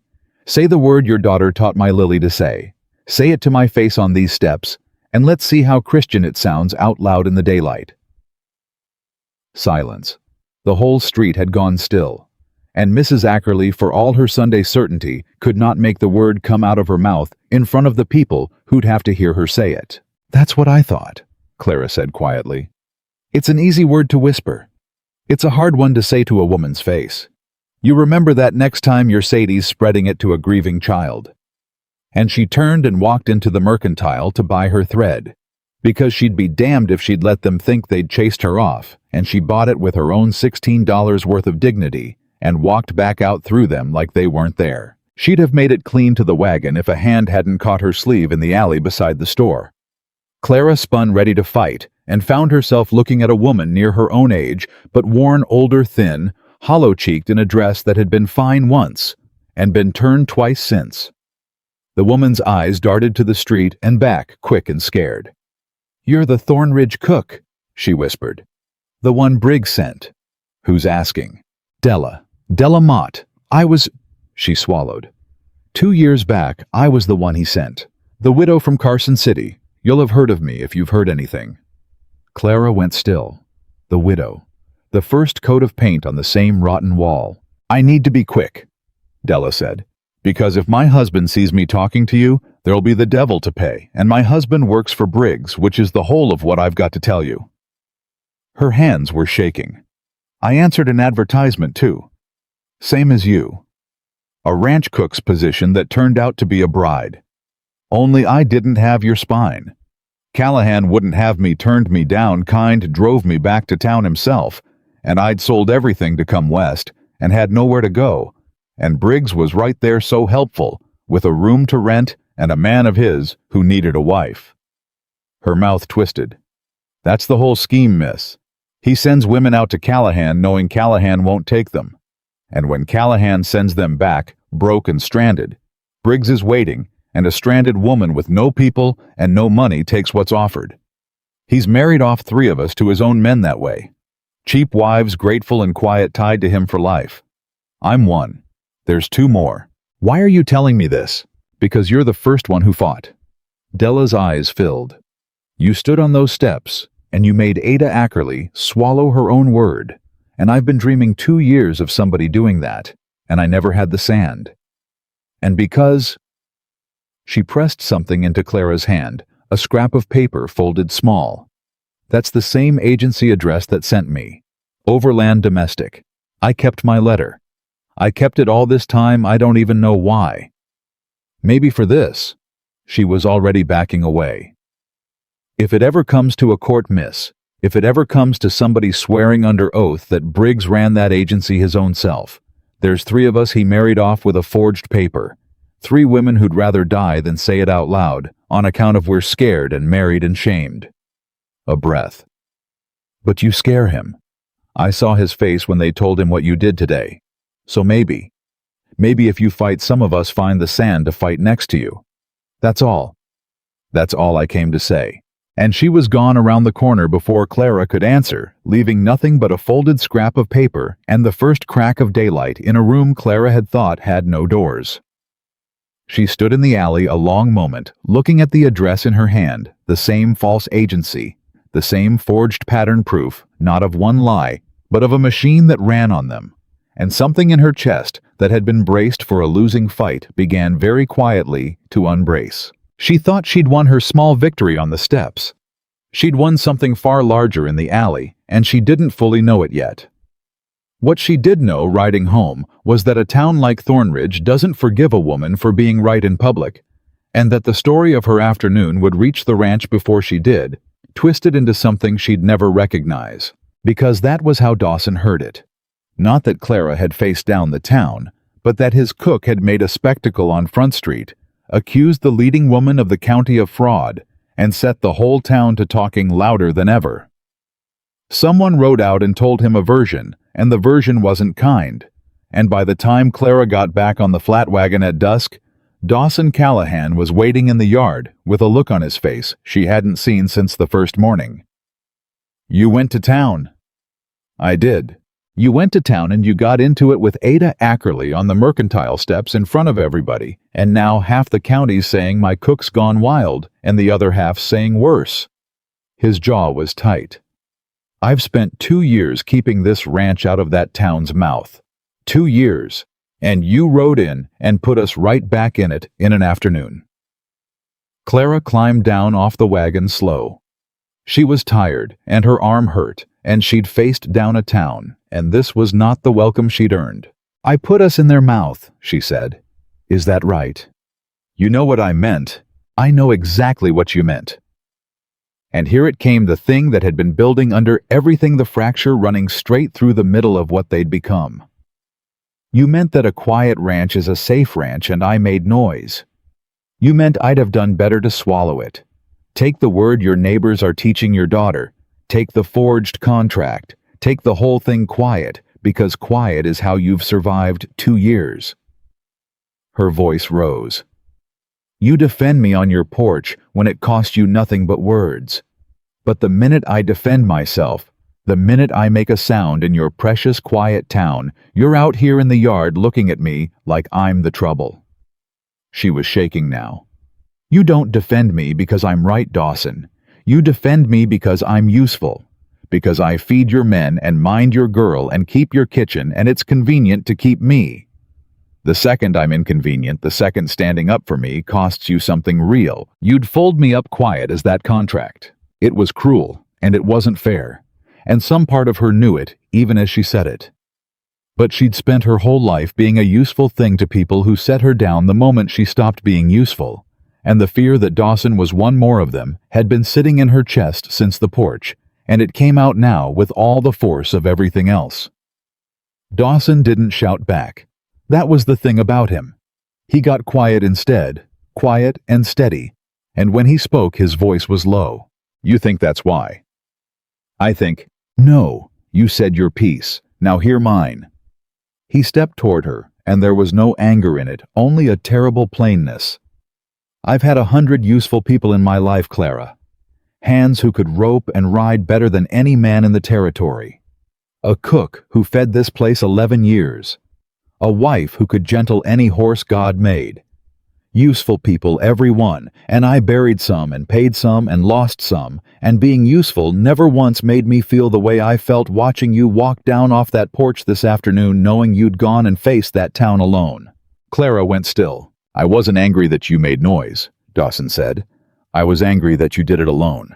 That you climbed on a wagon and rode into a town that hates you and stood on those steps by yourself and never once thought to ask me to come stand next to you. 2 years I've kept quiet, and you think I did it because I'm a coward. I did it because there was nothing worth making noise over. And then you came and there was, and you didn't even let me be there for it. His voice roughened. I don't defend you because you're useful.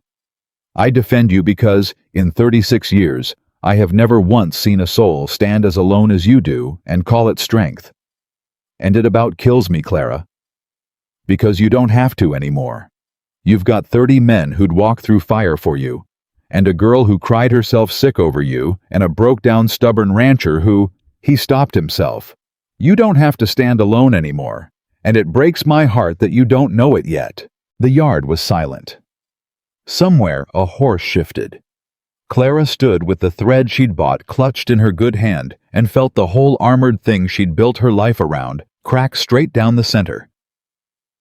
I don't know how to do it any other way, she said barely above a whisper. Stand with somebody. I don't know how.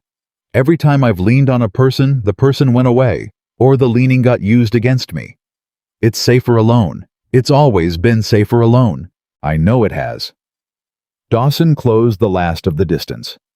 He didn't touch her. He just stood close enough that she'd have to choose to step back. I'm not asking you to know how. I'm asking you to let me try to teach you same as you taught my girl to make bread same as I stood there stirring a pot. I didn't know how to stir because it needed stirring and you couldn't. A pause. You said we're bread, you and Lily. That it stays yours whether you're here or not. His voice dropped. I'm asking to be bread too, Clara. The kind that stays. And Clara Whitmore, who had faced down a foreman and a stampede and a whole town without flinching, could not think of a single thing to say. Because for the first time in longer than she could remember, somebody was asking to stand next to her. And it frightened her worse than any of it. She didn't answer him with words. She couldn't. She just took one small step forward, closing the distance he'd left her, and stood there with her forehead almost against his shoulder. Not touching. Just close, just letting herself be near another person, without a wall between them and Dawson, understood it for the enormous thing it was, and didn't move a muscle, didn't reach for her, just stood and let her lean the barest inch of her weight into the air between them, teaching her the way you teach a wild thing to eat from your hand by holding still. It might have gone somewhere that moment. But Clara pulled back first, not away, just back enough to reach into her dress pocket, because the near of him had reminded her she was carrying something that mattered more than any moment. There's a thing I have to tell you, she said. It's why I really went to town, though I didn't know it going in. She pressed Della's folded scrap into his hand.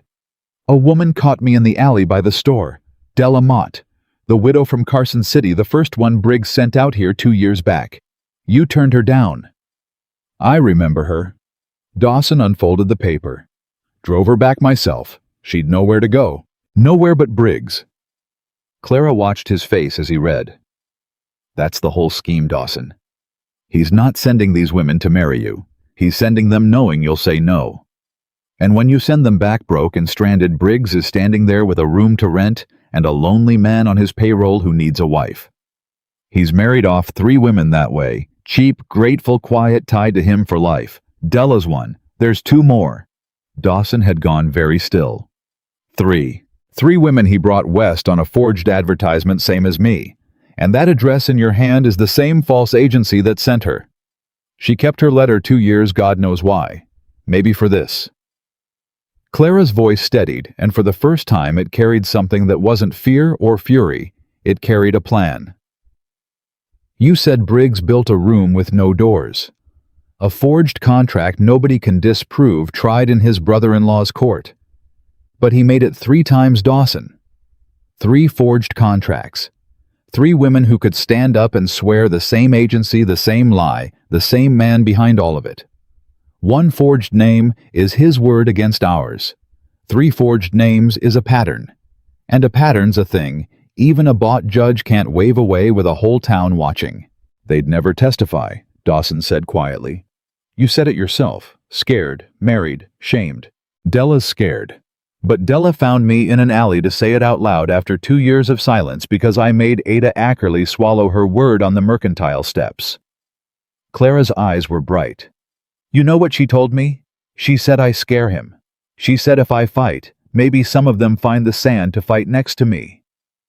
She took his hand, the one holding the paper, and closed his fingers over it. There's your door, Dawson. He didn't leave one, so we're going to make one out of the 3 women he thought he'd buried. That's how we win before we ever get to his room. Not with a lawyer. With the truth out loud from the mouths of the women he thought were too broken to ever open them. And Dawson Callahan looked at the woman standing in front of him. The woman who'd turned her own forged ruin into a key inside a single afternoon. And Clara saw plain on his face the exact moment the 2 years of quiet finally lifted off him for good.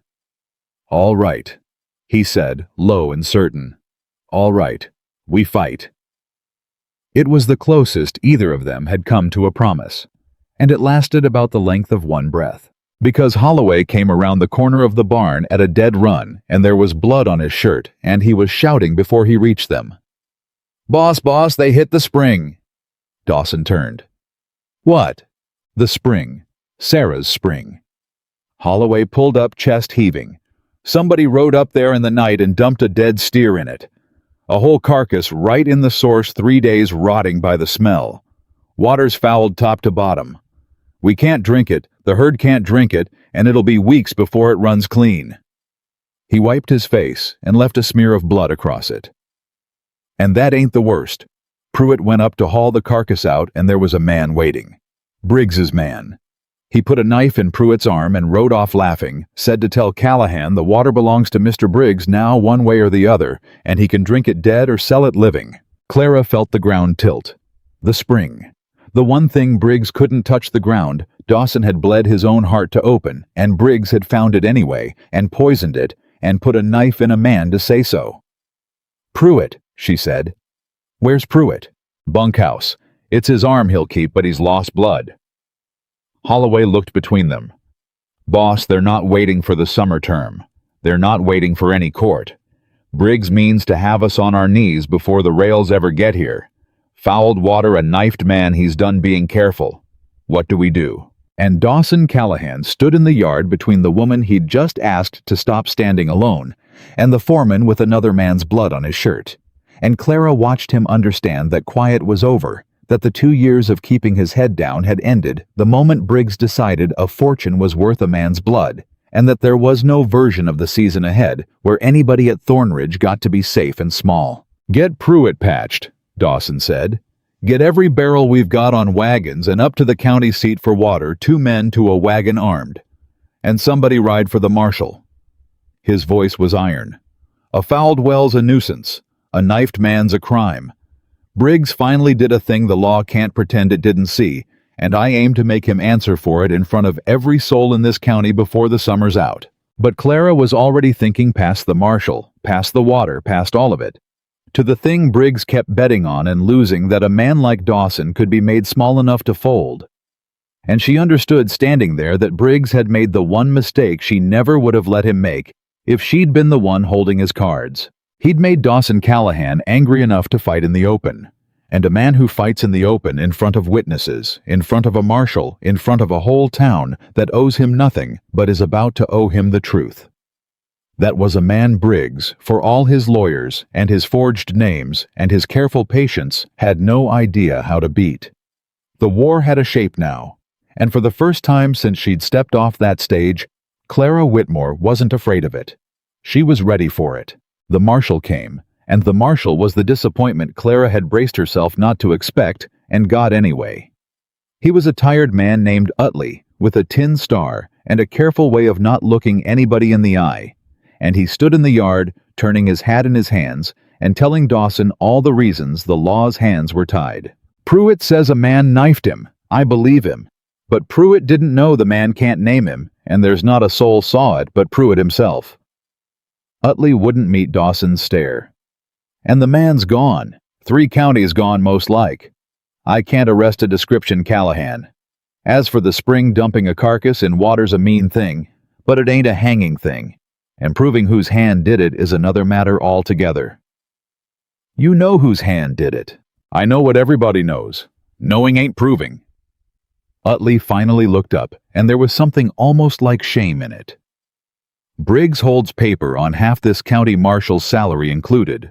You want me to walk into the county seat and arrest the man who pays the bills? I'll need more than a knifed arm and a dead steer. I'll need him caught doing it in front of people who can't be bought or scared. And that," he put his hat back on, "ain't a thing I can make happen. That's a thing that happens or it don't." And there it was. The law wasn't crooked exactly. It was just tired and outmatched, and it needed what Clara had already known it would need, since the alley in town Briggs, caught in the open, in front of people who couldn't be bought or scared. Which was exactly what Nathaniel Briggs in his cleverness handed her 3 days later. The notice went up on the Mercantile, and the church, and the freight office, all in the same morning, printed handsome at Briggs's own expense. The Thornridge Summer Fair. It said oldest tradition in the county, a full day of it livestock, judging horse racing, and new, this year a grand cooking competition with a purse of $50 open to any cook in the county, judged by a panel of respected citizens, all welcome. And at the bottom, in Briggs's own generous hand, a special invitation: let the famous cook of Thornridge Ranch come and prove her skill before the county that had heard so much about her. Dawson read it twice and threw it on the table. "It's a trap." "Of course it's a trap." Clara picked it up. "The question is what kind. The kind where you can't win. He humiliates you in front of the whole county, and it don't matter if you cook the finest meal in the territory, because his panel of respected citizens is his panel, and they'll hand the purse to the baker's wife and let the town laugh you out of the fair." Dawson's jaw was tight. "And when you're beat, he stands up in front of everybody and says there now, the Thornridge cook's a fraud after all. And while I've got you all here, let me tell you about a forged bride contract and a ranch that can't pay its debts. He turns the whole county against us in an afternoon in public where I can't undo it." He shook his head. "You're not entering it, Clara. I won't have him put you up on a stage to knock you down." But Clara was reading the notice a third time, and she'd gone very still because she'd caught the thing Dawson hadn't. "Dawson, who judges the horse racing at a county fair?" "What?" "The horse racing. The livestock. Who comes to judge that? Who comes to a fair like this from outside the county?" He frowned. "Buyers, stockmen, whoever's—" He stopped. "The railroad. The railroad." Clara set the notice down. "The railmen are walking this basin right now looking for water. And here's Briggs throwing the biggest gathering in the county's history, printed handsome, at his own expense, timed to the exact week the surveyors are 2 valleys over." She looked up. "He's not throwing a fair, Dawson. He's throwing a showroom. He means to have the railroad's water agent standing right there when he stands you up as a ruined, disreputable man who can't hold his ranch together, so that when the rails need water, they deal with respectable Nathaniel Briggs and not the scandal out at Thornridge." Her voice dropped. "That's the trap. Not the $50, the railroad. He's going to sell your water out from under you in front of the very people who'd buy it and use me to do it." The kitchen went silent. Even Gideon on his stool had stopped moving. "Then we don't go," Dawson said. "We don't hand him his stage." "No." Clara's eyes had come alive in a way he'd learned to be wary of. "No, we go. We go and we let him build his whole stage, invite his whole county, sit his railroad man right down in the front row." She leaned across the table. "And then, in front of every soul he's gathered to watch him ruin us, we ruin him instead. He wants a public reckoning of what the Thornridge cook is. Fine. Let's give the county a public reckoning. Only it won't be the one he wrote the notice for." "Clara, He built a room with no doors, you said. So he's tried to make sure the fight only ever happens in his courthouse on his terms. She tapped the notice. And now he's gone and built a room with 1,000 doors and invited the whole county in and stood the law and the railroad right there to watch. He's so sure he can't lose in public that he's handed me the one thing I've wanted since the alley. Everyone in the same place at the same time where the truth said out loud can't be unsaid. She sat back. I've been trying to figure how to get Briggs in front of witnesses who can't be bought or scared. He just mailed me the answer and paid for the printing. Dawson looked at her a long moment. Then something in his face shifted wary, giving way to something else. You'd need the women, he said. Della and the other two, and they're scared to death. Then I'll go get them scared women unscared. Clara stood. You do your part. Get word to Utley to be at that fair with his star on. Get word to Holloway to have our men there clean and sober and standing where the county can see they'd die for me. And get me 1 hour with Della Mott. And if the women won't come, if it's just you up on Briggs's stage with a spoon and a story nobody'll swear to. Clara stopped at the door. Then it's just me, she said. Same as it's always been. But I'd rather stand alone on his stage telling the truth than sit safe out here waiting for his courthouse to take everything anyway. She looked back at him. You told me I don't have to stand alone anymore. Here's your chance to make that true. Get me the women, Dawson, and be standing where I can see you when I need to. She spent the next 4 days doing the hardest work of the whole summer, and none of it was in a kitchen. Getting to Della meant getting past Della's husband, and getting past Della's husband meant Gideon's nephew and his freight wagon, and a lie about a dress fitting that Clara was fairly sure fooled nobody. But she got her hour in the back of a dry goods store 2 towns over, and it was not an easy hour. You don't know what you're asking, Della said. She was shaking before Clara ever started. You want me to stand up at a public fair and say Nathaniel Briggs forged my name and married me off like livestock, in front of my husband, who works for him, who I have to go home with after. Her voice cracked. He'll put me out, or worse. And where do I go then, Clara? Back to Carson City. I sold everything to leave it. I've got nowhere. That's the whole point of what he did to me. He made sure I've got nowhere but him. I know. You don't. I do know. Because he tried to do it to me too, and the only difference between us is I got off the stage swinging, and you got off it tired. Clara took her hands. Della, I'm not going to tell you it's safe because it isn't. I'm not going to tell you nothing bad will come of it because something might. I've got no pretty promise for you. All I've got is this. She held Della's eyes. 2 years you've been dreaming somebody would stand up.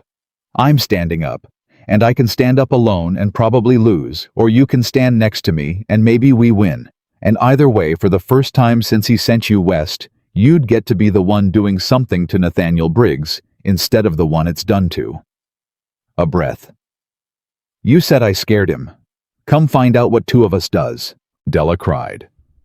She said no. She said maybe. She said she'd think on it and made no promise at all. And Clara left the dry goods store not knowing if she had one witness or none, and that not knowing was its own kind of torture she carried all the way to the morning of the fair. Because that was the thing she couldn't control. And Clara Whitmore had never in her life been good at the things she couldn't control. The night before the fair she couldn't sleep, and she wasn't the only one. She found Dawson on the porch past midnight, and she sat down beside him without a word, and for a while neither of them said anything at all. If it goes wrong tomorrow, she said finally, he takes everything. The ranch, the water, your name. All because I talked you into walking onto his stage. You didn't talk me into anything. Dawson looked out at the dark. I've been letting that man cut my fences for 2 years and calling it keeping the peace. You didn't talk me into fighting, Clara. You just reminded me I was allowed to. A pause. Whatever happens tomorrow, I'd rather lose it standing next to you than keep it hiding behind a locked barn. She turned to look at him. It was the first time he'd said the word barn out loud without flinching from it. You've been thinking about the barn, she said. I've been thinking about a lot of things I roped off. His voice was low. A spring I wouldn't ride to. A barn I wouldn't walk into. A whole life I put behind a door because opening it hurt worse than living small. He was quiet a moment. You kicked half those doors open just by being here. Didn't ask my leave either, same as you kicked that fire out today without breaking stride. That was practice, Clara said. For tomorrow. For tomorrow. He almost smiled. Then quieter. Clara, if those women don't come, if it's just you up there and it all goes to pieces and he wins, he turned to face her. I want you to know it won't change one thing about how I... He stopped himself the way he always did right at the edge of the thing he couldn't say. I know, Clara said softly. I know, Dawson. You don't have to find the words. I've watched you stir a pot you couldn't stir and open a spring you couldn't bear to. I know what you can't say. It's louder than what most men shout. They sat on the porch until the sky started to gray, not touching just near two people who'd both spent years alone finally practicing the strange new work of not being. And when the light came up, Clara stood and tied on her apron and went to face the day that would decide all of it. The fair was everything Briggs had paid for it to be. The whole county came, ranch families and town families and folks from clear across the basin. Wagons lined up, children running, the smell of 100 dinners in the air. And set up on a long, open platform where everyone could see was the cooking competition, 6 stations for 6 cooks, and Briggs himself moving through the crowd in his town suit, shaking every hand, the very picture of a generous man who'd given his county a fine day. And in the front, exactly where Clara had known he'd be, sat a stranger in a good coat with a leather folio on his knee. The railroad's water agent come to watch the show. Clara stood at the edge of it with her apron on and her burned arm healed to a shine and her heart going hard, and she looked for her witnesses and did not find them. No Della, no other women. Just Briggs's county and Briggs's stage and Briggs's smile floating through the crowd toward the railroad man's chair. You don't have to do this. She turned. Dawson had come up beside her, Lily's hand in his, and behind them, spread through the crowd, but unmistakable 30 Thornridge men in their clean shirts, watching her, the way they'd watched her since the night they laid down their forks. They're not here, Clara said. The women. Della didn't come. No. So it's just me. My word against his forged paper in front of his county, with no one to swear it's a pattern. Her voice was steady, but her hands weren't. It might not be enough, Dawson. He might win this. He might stand me up there and beat me, and turn all these people against us, and sell your water to that man in the good coat, and I'll have handed him the stage to do it. Dawson was quiet a moment. Then he did the thing she'd remember longest. He didn't tell her it would be all right. He didn't promise her the women would come. He gave her the truth the way she'd given it to Lily, the way she'd given it to him. If you walk away right now, he said, no one here will blame you. Not me, not the men, not a soul. You could set down that apron and we'd go home and find another way, and I'd hold it against you not at all. He met her eyes. But I'll know what you are, Clara, and so will you. And I don't think either of us could live easy with the version of you that walked away. Clara looked at the stage. She looked at the railroad man. She looked at Briggs closing in on his showroom, so sure of his win, he'd stopped even being careful. She looked at Lily, who was staring up at her with her whole heart in her face. Watch me cook, honey, Clara said. And she tied her apron tighter, and she walked up onto Nathaniel Briggs's stage. The competition was a war from the first bell, and Briggs had rigged the ground. She knew it the moment she reached her station, because her station was the poorest of the 6, the smallest fire, the meanest cut of meat, a sack of flour. She opened to find gone gray and musty, and a stove with a firebox door that didn't close right, so the heat ran wild and uneven. The other cooks had clean supplies and steady stoves. She'd been handed the ranch kitchen all over again in miniature in front of 1,000 people. She almost laughed. Poor supplies and a broke stove, she said under her breath, rolling her sleeves. Mr. Briggs, you've handed me the only fight I've never once lost, she started. And she cooked the way she'd cooked through the whole ruined summer, stretching the mean cut with what she found, taming the wildfire by feel, coaxing something out of nothing. The way only a woman who'd fed 6 people through 3 bad seasons ever learns to. The crowd, which had come to watch a scandal, found itself watching a craft.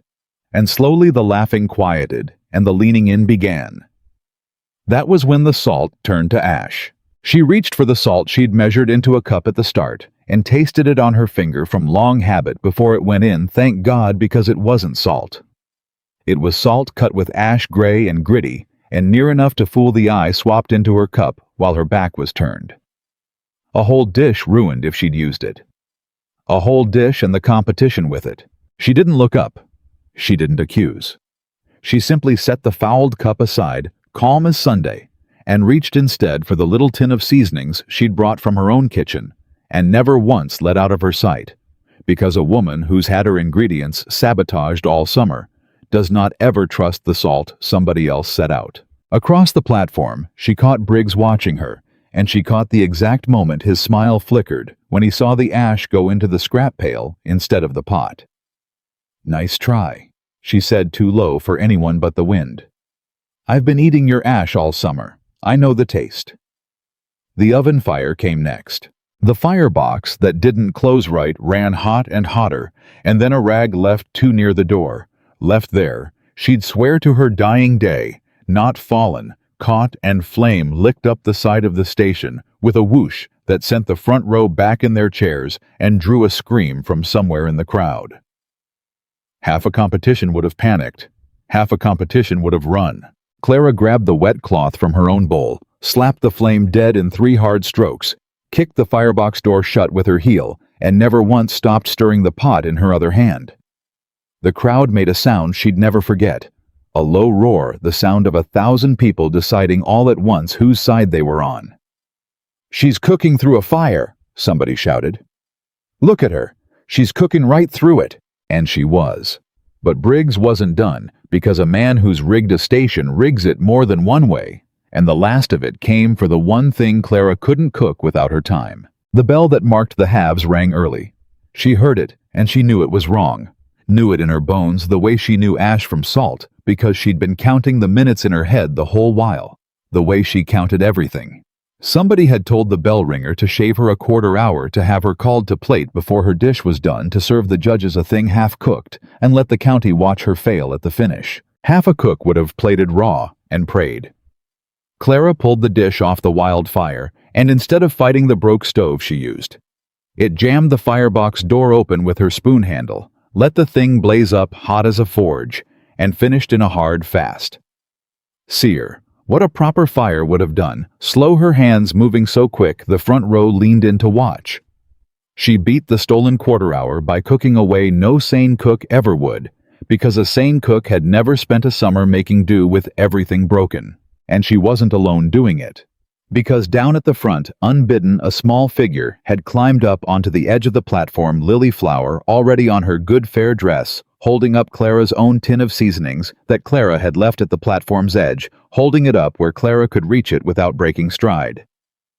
"You forgot your tin?" Lily said, fierce and clear, loud enough for the front rows to hear.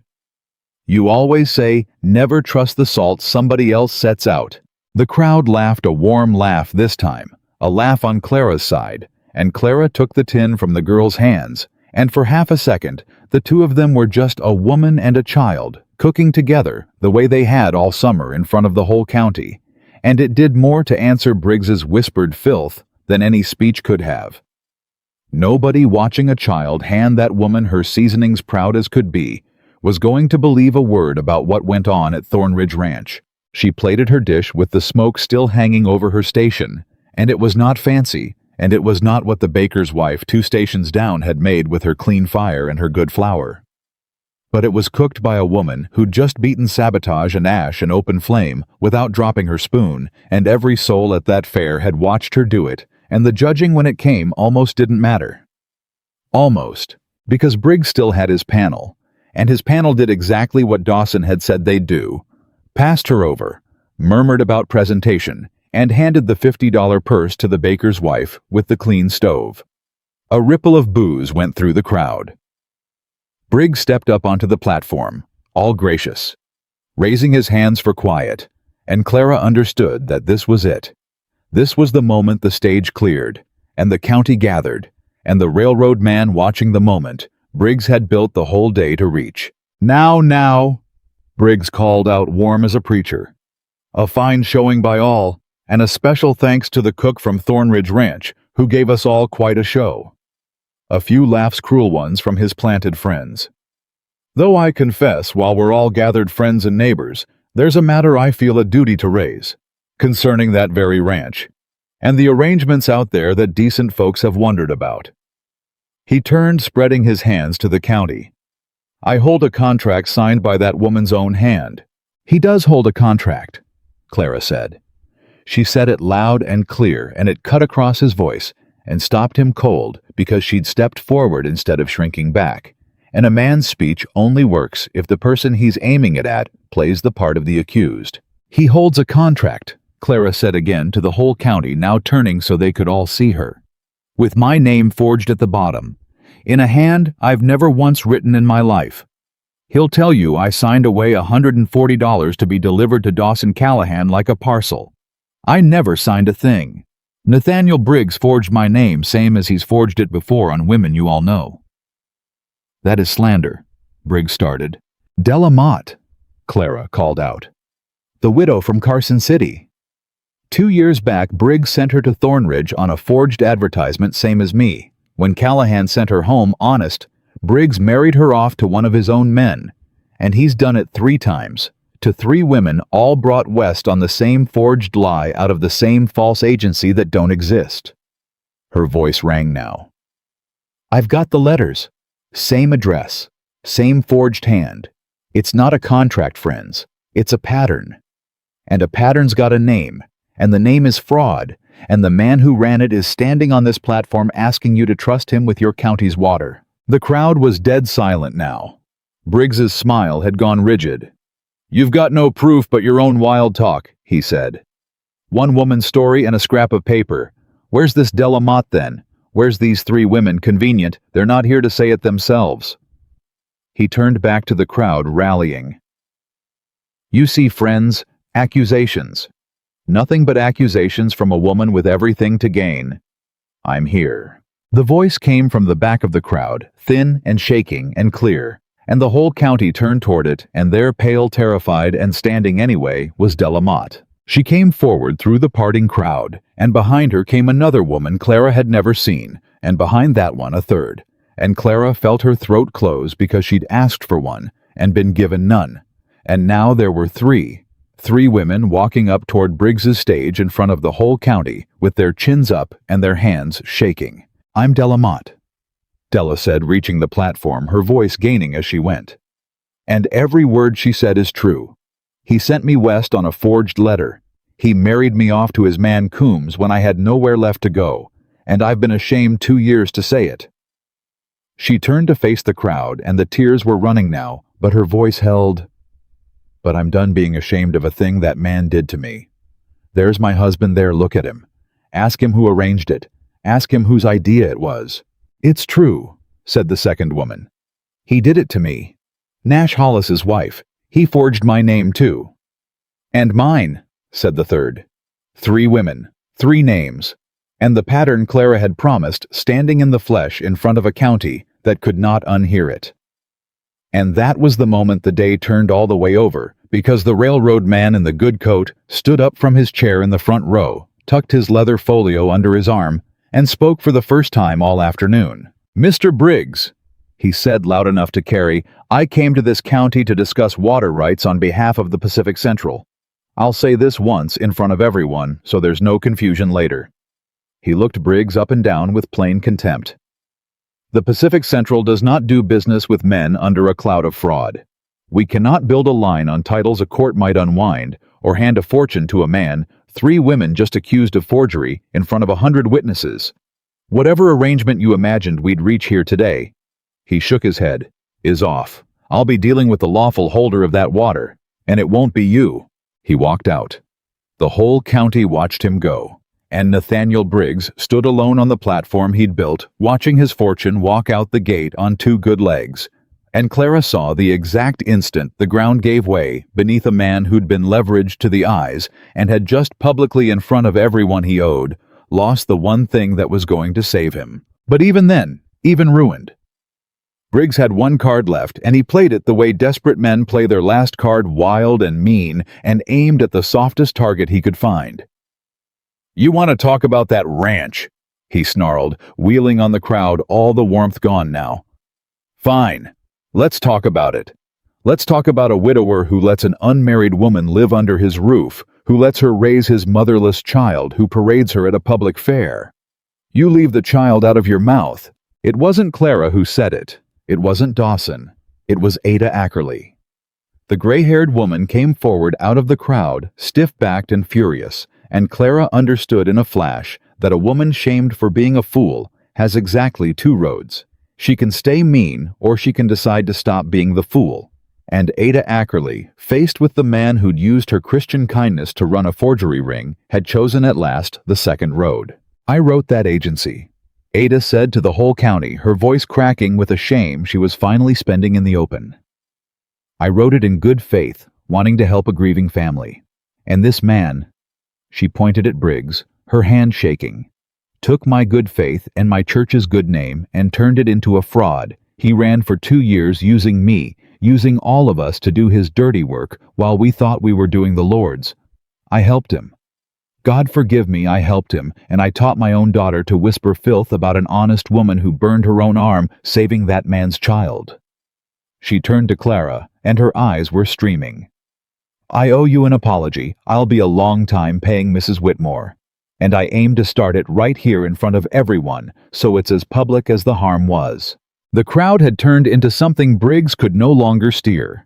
Clara could feel it, the whole mass of the county shifting under his feet like a herd he'd thought was penned. Nathaniel Briggs looked around the fair he had paid for at the county he had gathered at the stage he had built to break Dawson Callahan, and had instead been broken on.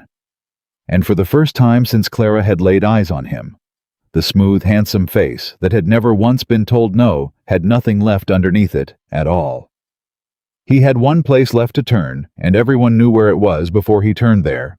"Emmett," Briggs said, and his voice cracked on it, and he swung toward a heavy-set man in a good black coat who'd been sitting quiet at the edge of the respectable seats the whole afternoon. "Emmett, tell them. Tell them this is nonsense. Tell them a court'll throw out every word of it." And Clara understood with a jolt that she was looking at Judge Emmett Cade himself, Briggs's own brother-in-law, the bought judge who sat the summer term, the man who'd been the last door in the room with no doors. Every eye in the county turned to him, and Judge Cade, who had ridden to this fair to bless a fortune, and found himself instead sitting in front of 100 voters, and a knifed man, and 3 weeping women, and a railroad that had already walked, did the thing that men like Cade always do. When the water rises, he saved himself, and he did it by cutting his own brother-in-law loose in front of everyone. "I don't know what you're asking me to say, Nathaniel." Cade stood slow, spreading his hands, his voice pitched for the crowd, and not for Briggs at all. "I'm a judge. I can't be seen to have any part in whatever this is. If there's a contract in dispute, it'll be heard in open court on its merits, and if there's fraud in it." He looked out at the county, at the votes, at the trouble. "Then God knows I'll be the first to strike it down.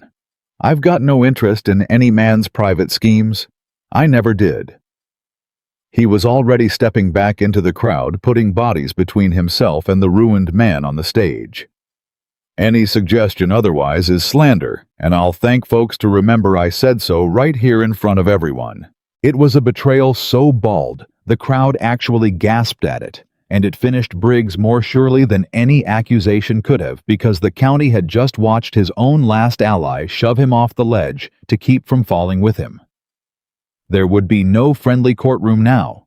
Cade had said the words, "fraud," and strike it down out loud in front of 100 witnesses to save his own skin. He could never take them back. "You," Briggs breathed at him. "After everything you'd stand there and—" "I'd stand here and protect the dignity of the court," Cade said coldly and turned his back. And that was when Marshal Utley pushed forward with his tin star catching the light and he wasn't looking tired anymore. "Coombs," Utley called out. "Nash Hollis, step forward, the both of you. 3 women just swore in front of the county that you married them under a forged arrangement, and I've got questions about a knifed man out at Thornridge that one of you is going to answer." He raised his voice. "And there's a fella named Dyer I've been wanting a word with about a dead steer in a spring. A fella I'm told draws Briggs's wages and left the county the same night Pruitt got cut. Now that folks aren't so scared to talk, I expect I'll find plenty who saw which way he rode and who paid him to ride it." Coombs broke. First, Clara watched it happen, watched a cornered man do the arithmetic, and decide he wasn't hanging alone. "It was Briggs," he blurted. "All of it. The letters, the forging, the man he sent out to the spring. I just did what he told me I never—" "Save it for the county seat," Utley said, "and there was iron in it now. You'll have plenty of chance to tell it under oath. And Briggs," he turned, "I told a man not 3 days ago I couldn't move on you without catching you in front of people who couldn't be bought or scared." He looked out at the 100 faces, the 3 women, the railroad's dust still settling on the road. "Reckon this'll do." And the last thing that broke Nathaniel Briggs wasn't the law at all. It was a plain-dressed man Clara didn't know who stood up in the 3rd row with his hat in his hands and said in the flat voice of a man come to collect, "Mr. Briggs, I represent the note holders in the county seat. The ones carried your paper on the mercantile and the freight line these 3 years on the promise of a certain water arrangement." He looked at the road where the railroad man had gone. "I believe I just watched that arrangement leave. We'll be speaking soon about what you owe and how you mean to pay it now that you've got nothing to pay it with." Leveraged to the eyes, Clara had said weeks ago in her kitchen. The middle of it, not the top, and the middle's the part that gets crushed. She'd been right. She was watching it happen. Clara stood on the platform with her apron still on and her burned arm shining in the sun, and she found Dawson in the crowd. Found him already looking at her, Lily on his shoulders, both of them watching her the way you watch the thing you were most afraid to lose come safe through fire. And she did not feel triumphant exactly.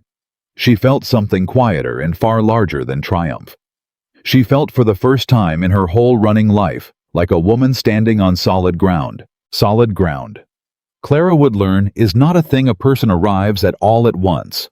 It comes in pieces, and the first piece came while she was still standing on Briggs's platform with her apron on, watching Marshal Utley take the man by the arm. Briggs didn't go quiet. Ruined men rarely do. "You think this is finished?" He twisted in Utley's grip to fling it back at her at Dawson, at the whole county. "That contract is still filed, still signed. A fair isn't a court.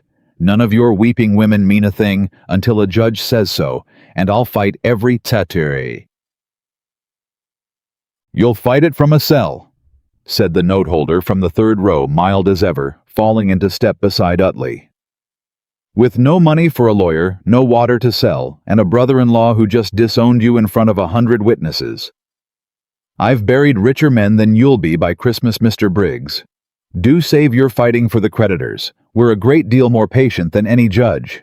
And that was the last thing Nathaniel Briggs got to say as a free man on the streets of the county he'd owned because Utley walked him off through a crowd that parted for him, now the way it had once parted for his buggy, only this time, nobody tipped a hat.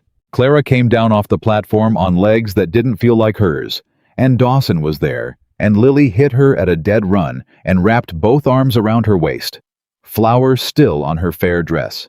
And for a moment, Clara just held on to the girl and let the whole roaring day go past her. "You did it," Lily said into her apron. "You cooked right through the fire and you beat him and you did it." "We did it, honey. You handed me my tin." "I did do that." Lily pulled back fierce and proud. "I told the whole county about the salt." "You surely did." Over the girl's head, Clara found Dawson's eyes, and neither of them said anything, because there wasn't a word big enough for the space between where they'd started that morning and where they stood now. He just reached out and put one hand on her shoulder, not pulling her in, not making a claim, just resting it there, steady, the way a man puts his hand on solid ground to be sure it's real. "Let's go home," he said. It was the first time anyone had ever said those words to Clara Whitmore and meant a place she belonged.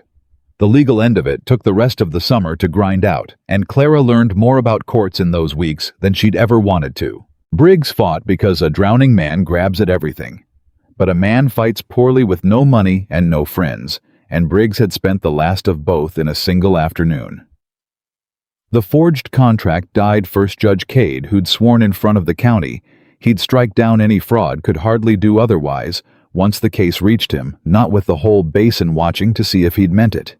He struck it down from the bench in about the time it takes to spit, declared the Overland Domestic Agency a fiction, and never once looked at the man who used to be his brother-in-law. Cade saved his robe. He lost his sister's husband to the territorial prison to do it, and if it troubled his conscience, Clara never heard of it. She went to the sentencing. Dawson asked her twice if she was sure, and she was sure because she'd spent her whole life having things done to her by men she never got to look in the eye again, and she was done with that for good. Briggs was smaller in the courtroom than he'd been on his stage. Prison had already started on him. The town suit gone, the smooth gone, a gray tiredness in its place. When they brought him past, he found her in the gallery, and he stopped, and for a second, the old contempt flickered up. "You cost me everything," he said. "A cook, a nothing off a stage. You cost me everything I built." Clara stood up so he'd have to look up at her. "No, Mr. Briggs." She said it quiet and even, and without 1 ounce of the fear he'd counted on all summer. "You cost yourself everything the day you decided a woman with nothing was a thing you could forge a name onto and sell. I didn't beat you. The truth beat you. I just stood in a place where you couldn't stop me from saying it out loud." She held his eyes until he was the one who looked away. "You spent 3 years learning how to own people. You never once learned that a person you can't scare is a person you can't beat. That's the whole of it. That's why you lost to a cook." The guard moved him on. He didn't say another word, and neither did she, and that was the last time Clara Whitmore ever laid eyes on Nathaniel Briggs. He drew 14 years for the fraud and the forgery, and the man he'd paid to knife Pruitt and foul the spring, and the note holders took the rest, the mercantile and the house and the horses he never rode. And by winter there was nothing left in the county with his name on it at all, which was, Clara thought, exactly the ruin he'd tried to build for a man who'd never done him a wrong in his life. The 3 marriages went next. That was the part that mattered most to Clara, more than the water, more than the ranch, more than any of it, because a contract is only paper. But Delamotte and the other 2 had been living inside Briggs's fraud every single day for 2 years. A marriage built on a forged arrangement, the territorial court ruled, entered under fraud and duress, was no marriage the law would hold a woman to. Della was free. All 3 of them were free. Della came out to Thornridge the day the ruling came down, and she stood in Clara's kitchen, not knowing what to do with her own hands. "I don't know how to be unmarried to him," she said. "I don't know how to be anything but scared of that house. I've got no money and no people, same as always. Free's a fine word, Clara, but free and hungry is just a slower kind of trapped." "Then you'll cook," Clara said. Della blinked. "There's going to be more work at this ranch than 1 woman and a broke-hipped old man can handle, and I've got a mind to hire it done proper." Clara was already reaching for the flour. "You said you never had my spine." "Fine. You don't need spine to make bread. You need hands, and you've got 2, and I'll teach you the same as I taught Lily. A woman who can feed a ranch is a woman who never has to take what's offered again because she's always got something to offer back." She set the flour down in front of Della. "Roll up your sleeves. First lesson's the water. Never trust the water till you've cleaned it yourself. Everything else follows from that." And Delamotte, widow-freed wife, twice ruined and twice forged, rolled up her sleeves in Clara Whitmore's kitchen and learned to clean water and cried the whole way through the first batch and stayed. The water itself came back slower than the women did. Sarah's spring ran foul for weeks after the carcass, exactly as Holloway had said, and there was a stretch there where Clara wondered if Briggs had managed to poison the one thing at Thornridge that couldn't be replaced even from a jail cell. But water is patient in a way men aren't. It filters itself. It runs and carries the rot away a grain at a time, and one morning near the end of the summer, Holloway rode up from the north pasture with his hat in his hand and a look on his face. "It's clean," he said. Went up to check and it's running clear again. Cold and sweet, same as ever, like it never happened. Nobody said anything for a moment. Then Dawson set down his coffee, and he stood, and he said the thing Clara had been waiting all summer to hear him say. "I want to see it." Clara looked at him. "Sarah's spring," Dawson said. "I've had my men hauling water off that ground for weeks and never once ridden up to look at it myself. 2 years, I wouldn't go near it." He set his jaw the way Lily did. "I'm going up. He stopped and started again plainer. "I'd like you to come, both of you." And that was how Clara Whitmore came to be riding up to the North Pasture with Dawson Callahan and his daughter to the ground where his wife had died, on the day he finally decided to walk back into the part of his own life he'd sealed shut. She won't ever forget his face when they came up on the spring. He got down off his horse slow, and he stood at the edge of the water a long time without a word, and Lily slipped her hand into his, and Clara stayed back and let them have it, because some doors a person has to walk through themselves. "She used to bring me up here," Dawson said finally, to the water, to the girl, to nobody. "Before we married. Said it was the prettiest spot on the whole place. Said if I ever wanted to find her, this is where she'd be." His voice broke and he let it. "And then she died a mile from here, and I couldn't come look at the prettiest spot on my own land for 2 years because it had her all over it." "Papa," Lily said. "Is it still the prettiest spot?" Dawson looked at the water. He looked at his daughter. He looked back over his shoulder at Clara standing quiet where she'd hung back, and something moved through his face that Clara had never seen there before. Not grief, lifting exactly because grief doesn't lift, but grief making room. "It's still the prettiest spot," he said. "And your mother was right. This is where she is." He crouched down beside Lily. "But she's not the only thing up here anymore, and I reckon she wouldn't want to be.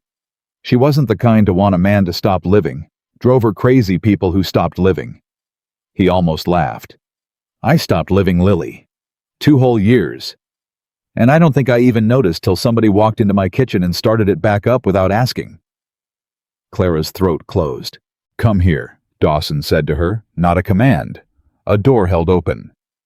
"You hung back to let us have it, but you're not separate from it anymore, Clara. You haven't been for a while. Come stand at the water." And Clara Whitmore, who had spent her whole life hanging back, who had built her survival on staying just outside where nobody could set her down, walked up to the edge of Sarah's spring and stood between the man and the girl she'd sworn she wasn't there to belong to, and let herself belong to it anyway.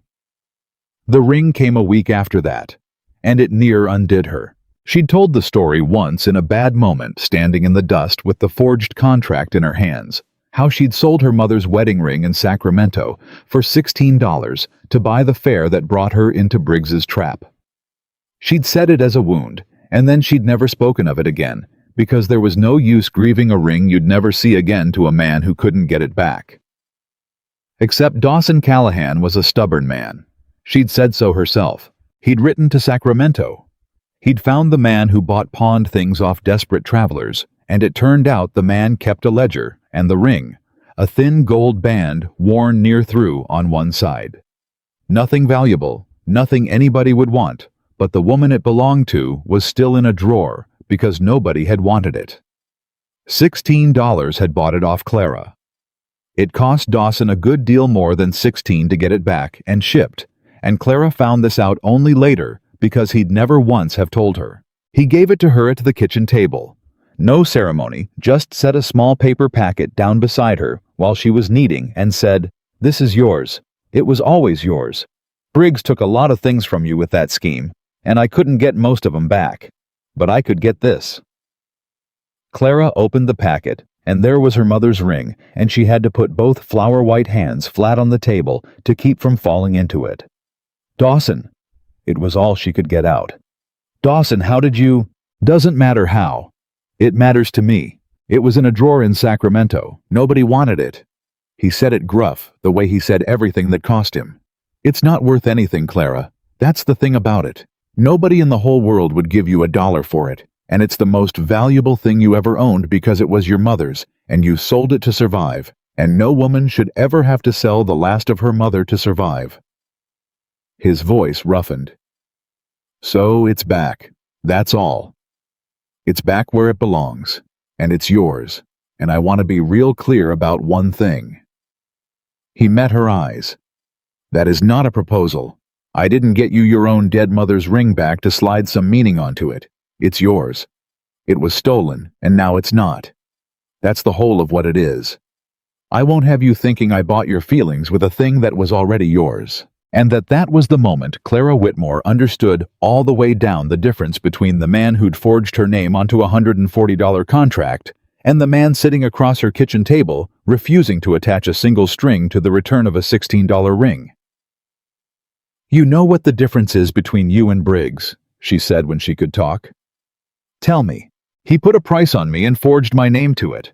And you got back the one thing I had a price on and handed it to me with no name attached at all. She closed her hand around the ring. Briggs spent a whole summer trying to make me belong to somebody. And you just spent more than you'll admit making sure I belonged to nobody but myself. Her eyes were streaming now, and she didn't care. You fool, man. Don't you know that's the only way I was ever going to be able to choose you? The kitchen went very still. I didn't say... Dawson started. You didn't have to say. You never say. It's louder than what most men shout. I told you that once. Clara wiped her face with the back of her wrist. I came off that stage swearing I'd never marry a stranger to keep a roof over my head. I meant it. I'd have starved first. And I've spent this whole summer terrified not that you'd push me out, that you'd ask me to stay, and I wouldn't be able to tell anymore whether I was staying because I chose to, or because I had nowhere else, same as Della, same as every woman that scheme ever broke. She held up the ring. And now I've got somewhere else. Do you understand? For the first time in my life, I've got a trade and standing and money I earned and a whole county that knows my name. I could walk off this ranch tomorrow and land on my feet anywhere in the territory. I don't need this place anymore. A breath. Which means, for the first time, I could actually choose it. Choose you. Not because I'm trapped. Because I'm free, and I'd pick this anyway.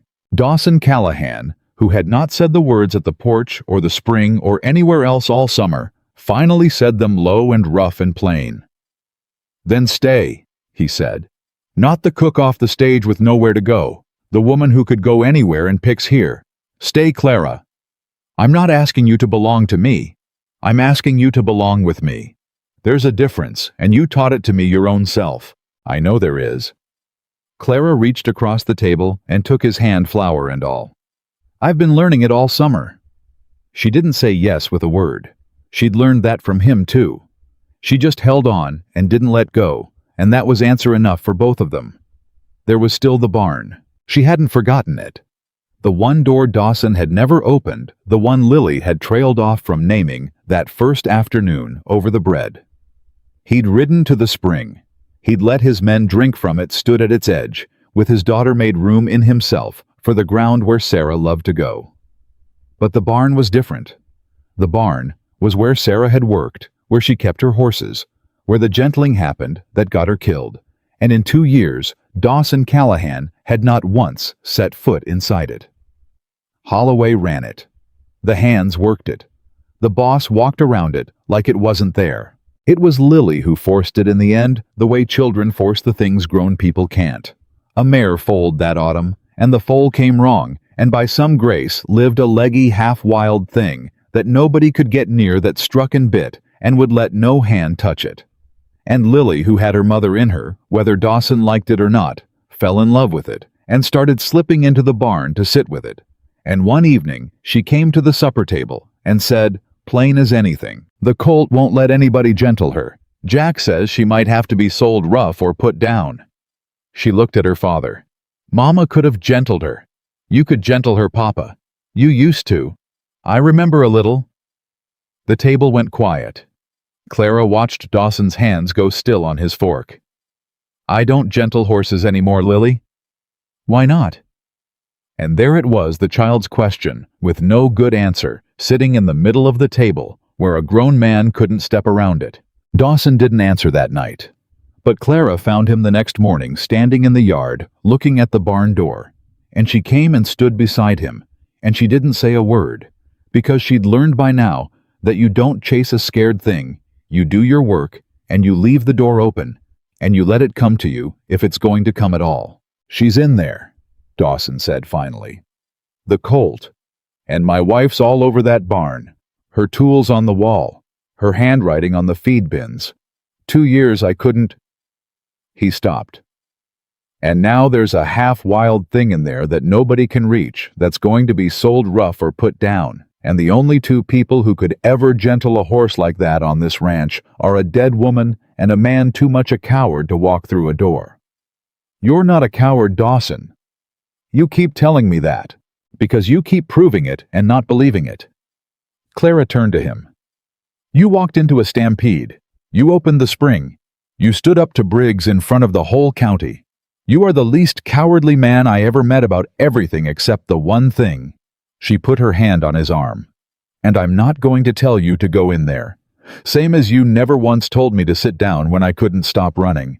You just stood in the doorway and stirred the pot till I was ready." A breath. "So I'll stand right here. And when you're ready, the door's open. And you won't be walking in alone because I'll be a step behind you the whole way. And so will that girl who's got her mother's whole heart for horses. That's the difference now, Dawson. Sarah walked into that barn alone. You don't have to." Dawson Callahan looked at the barn door a long, long time. Then he held out his hand, and Clara took it, and he called for Lily, and the 3 of them walked into the barn together, the barn where his wife had lived and worked, and left her handwriting on the feed bins, the last sealed room in a man who'd sealed off so many, and he did not fall apart, and the walls did not come down on him, and Sarah's tools were still on the wall exactly where she'd left them. And in the far stall, a half-wild colt watched a man crouch down slow in the straw, the way he must have watched his wife do it 100 times, and start to talk low and hold still and wait. It took him the better part of the morning. But before the sun was high, Dawson Callahan had his hand flat on the neck of a horse nobody else could touch, and his daughter was crying and laughing at once, and Clara stood in the doorway of the last locked room and watched a man walk all the way back into his own life. They didn't marry quick. That would have proved every whisper in the county right, and neither of them would give the gossips the satisfaction. They let the autumn come first, and the trials and the slow settling of a place that had been at war all summer, learning how to be at peace. And Clara built her kitchen. Not the broke-down grease-furred hole she'd walked into that first day she tore that out to the walls. Dawson gave her the money, and more than the money gave her the say, and she built the kitchen. She'd have killed for the night of the stampede, a proper well, brought close, a stove that closed right, a pantry that locked storage enough to laugh at any man who ever tried to starve this ranch again. She built it to feed 100 if it had to, and then she filled it with hands, Della first. Then one of the other freed women, the one called Nash Hollis's wife, who wasn't Nash Hollis's wife anymore, and took back her own name, which was Ruth. Then 2 young girls from town whose families had come down in the world, girls the old Thornridge would have let go hungry, and Clara took them on and taught them the same first lesson every time. "Never trust the water till you've cleaned it yourself," she'd say, and the girls would roll their eyes at the old cook's old saying, and Clara would let them, because they'd understand it soon enough. They all did in the end. Everything followed from that. Gideon watched her build her empire from his stool and grumbled about it and taught the girls every trick 60 years over a fire, had put in his bad-hipped hands, and one evening he said to her gruff, "You know you've gone and turned my kitchen into a school." "Our kitchen," Clara said. "And yes." He was quiet a while. "The widow from Carson City can near make a decent biscuit now. Never thought I'd see it." Another silence. "You did that. Took a woman Briggs broke down to nothing and put a trade in her hands so nobody could ever break her again."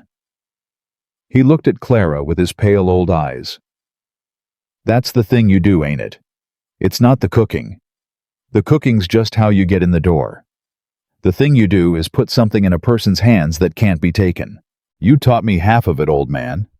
I taught you where the lard was." Gideon almost smiled. You taught yourself the rest a long time before you ever got here. I just watched you remember it. There came a night that autumn Clara would hold on to the rest of her life, though nothing much happened in it, which was exactly the point. It was only supper. But she stood at the head of the long table the way she had that first night when 30 wary men ate her cooking in silence, and she'd let herself hope for 1 hour, and she looked down the length of it and saw what the summer had built. Della and Ruth at the near end, arguing over whose biscuits had risen higher. Both of them laughing. Neither of them the hollow, terrified women who'd stood shaking at the edge of Briggs's stage. The 2 town girls she'd taken on fed and proud of a trade. Gideon on his stool with his bad hip correcting everybody and loving it. Holloway and Pruitt and Cobb and the rest 30 men who'd laid down their forks one night and never picked up a doubt about her since. Lily in the middle of it all, flower on her sleeves, telling some story with her whole body the way children do. And Dawson at the far end watching her watch it with a look on his face she'd have traded the whole county to keep. "Sit down and eat," Cobb called to her, grinning. "You cooked it. You've earned a plate more than any man here." It was the exact thing Dawson had said to her that first night, thrown back at her now by a man who'd once stuck his fingers in her bread on a dare, and the whole table knew it, and they laughed, and Clara had to look hard at the floor for a second, the way she had the night they laid down their forks. "That's my line, Cobb," Dawson said. "Then you're too slow, boss." Clara sat. Somebody passed her the bread Della had made in a kitchen Clara had built from water one of the town girls had cleaned herself, because she'd learned the first lesson right.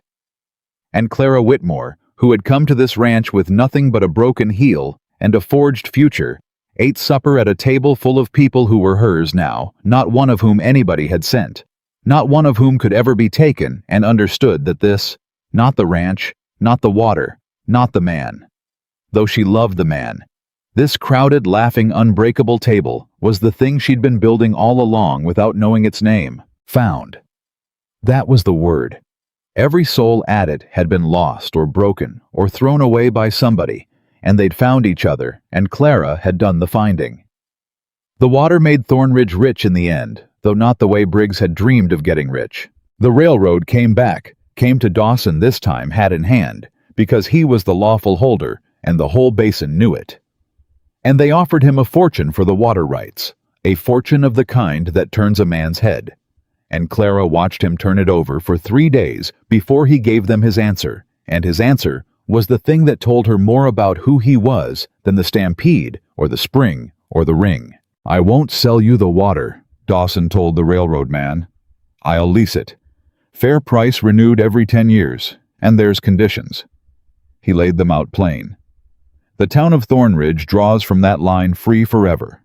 The ranches in this basin get water at a rate a working man can pay, not a rate that breaks him. And the day the railroad tries to squeeze this county the way Briggs did the day you become him, the lease is void, and you can lay your track someplace dry.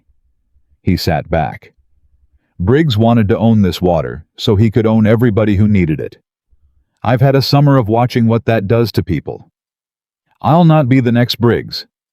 You want my water, you take it on terms that keep this county free. That's the deal. There's no other. The railroad man took it. He didn't have much choice. It was the only reliable water in 40 miles, and everyone knew it. And so the same water that Briggs had schemed and forged and knifed a man to steal made Thornridge secure and the whole basin freer, because it fell into the hands of a man who'd learned the hard way that the only thing worth having power for is making sure nobody has to be afraid of yours. Clara married him in the spring, not because a scheme sent her, not because a contract bound her, not because she had nowhere else to go. She had by then a standing invitation to cook at 3 of the finest houses in the county, and money enough to start her own place if she'd wanted it. She married Dawson Callahan because she was a free woman who looked at the whole wide territory she could have walked into and chose the ranch, and the man, and the girl, and the broke-hipped old cook, and the freed women in her kitchen, and stayed. She wore her mother's ring to the wedding. Her own mother's thin, worn band, the one Dawson had gotten back with no strings on it. She'd kept it a full winter, as a thing that was only hers, And when she finally slid it back onto her own hand, it was her choice and no one else's, and that she thought was the whole of what her mother would have wanted for her. Not a rich marriage, not a rescue, but a daughter who got to choose. Lily stood up with them. And it was Lily, of all of them, who asked the question that had been sitting under the whole summer, asked it the night before the wedding, plain as children ask things. "Are you going to be my mother now?" Clara sat down on the edge of the girl's bed, and she gave her the truth the way she'd sworn to from the first day in the dead kitchen. "Here's what I think about that," she said. "I told you a long time ago that a mother isn't a thing you order out of a catalog. And it isn't a thing a wedding makes either. Your mother was Sarah. She gentled horses, and she couldn't cook, and she loved you more than her own life, and she's up at that spring, and she's always going to be your mother. Nobody takes that. Not me. Not anybody." She smoothed the girl's hair.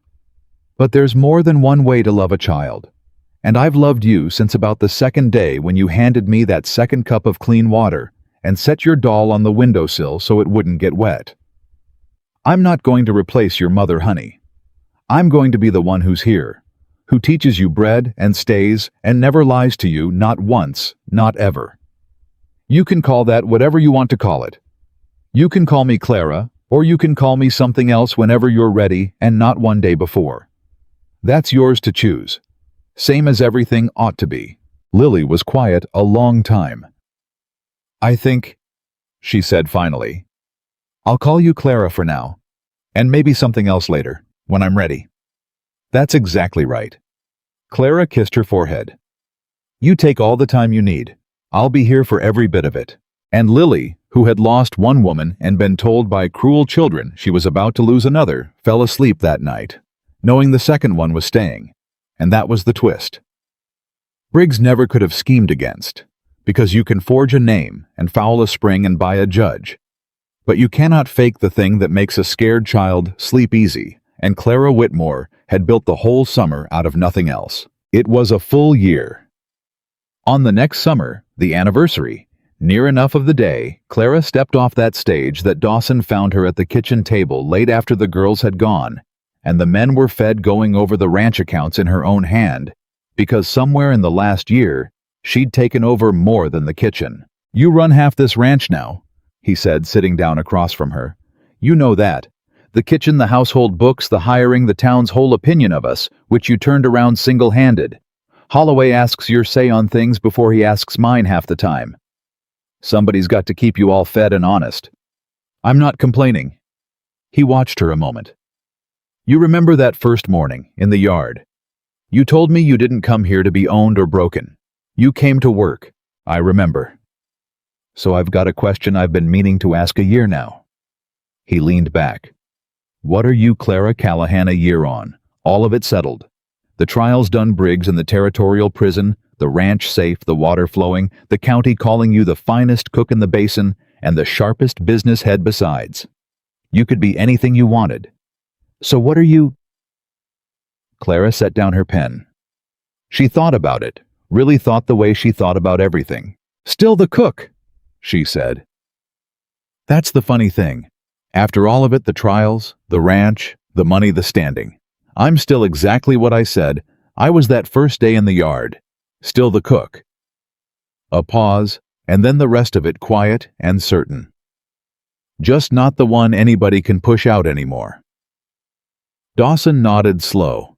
"And maybe," Clara said softer, looking at the kitchen she'd built, and the ranch she'd saved, and the man across the table she'd chosen free, "maybe I finally stopped running." "Good," Dawson said. And there was that thing at the corner of his mouth, the near smile that had become a real one somewhere over the last year. "I was starting to run out of reasons to follow you." Clara laughed, the free, whole laugh of a woman who'd walked into a dying kitchen with a broken heel and a forged future, and had built out of nothing but her own two hands, and her refusal to be broken a life that no man, no scheme, no contract could ever take from her again. She had come to Thornridge, a thing that happened to other people, sworn she'd never marry a stranger to keep a roof over her head. Certain the safest place in the world was alone. And she had learned over one brutal and blazing summer the truest thing she would ever know, that a woman's worth is not given to her and cannot be taken from her, that it is built day by day, with her own hands under pressure in the open, in front of everyone who said she couldn't, and that once a woman has built it, she is free at last to give her heart away, not because she is desperate, but because she is whole. Clara Whitmore came west to be a wife she never agreed to be, and she left that stage a cook. Nobody hired, and she ended that summer the strongest soul in the whole county, and she stopped running for good because she had finally, after a lifetime of walking, arrived somewhere that was hers.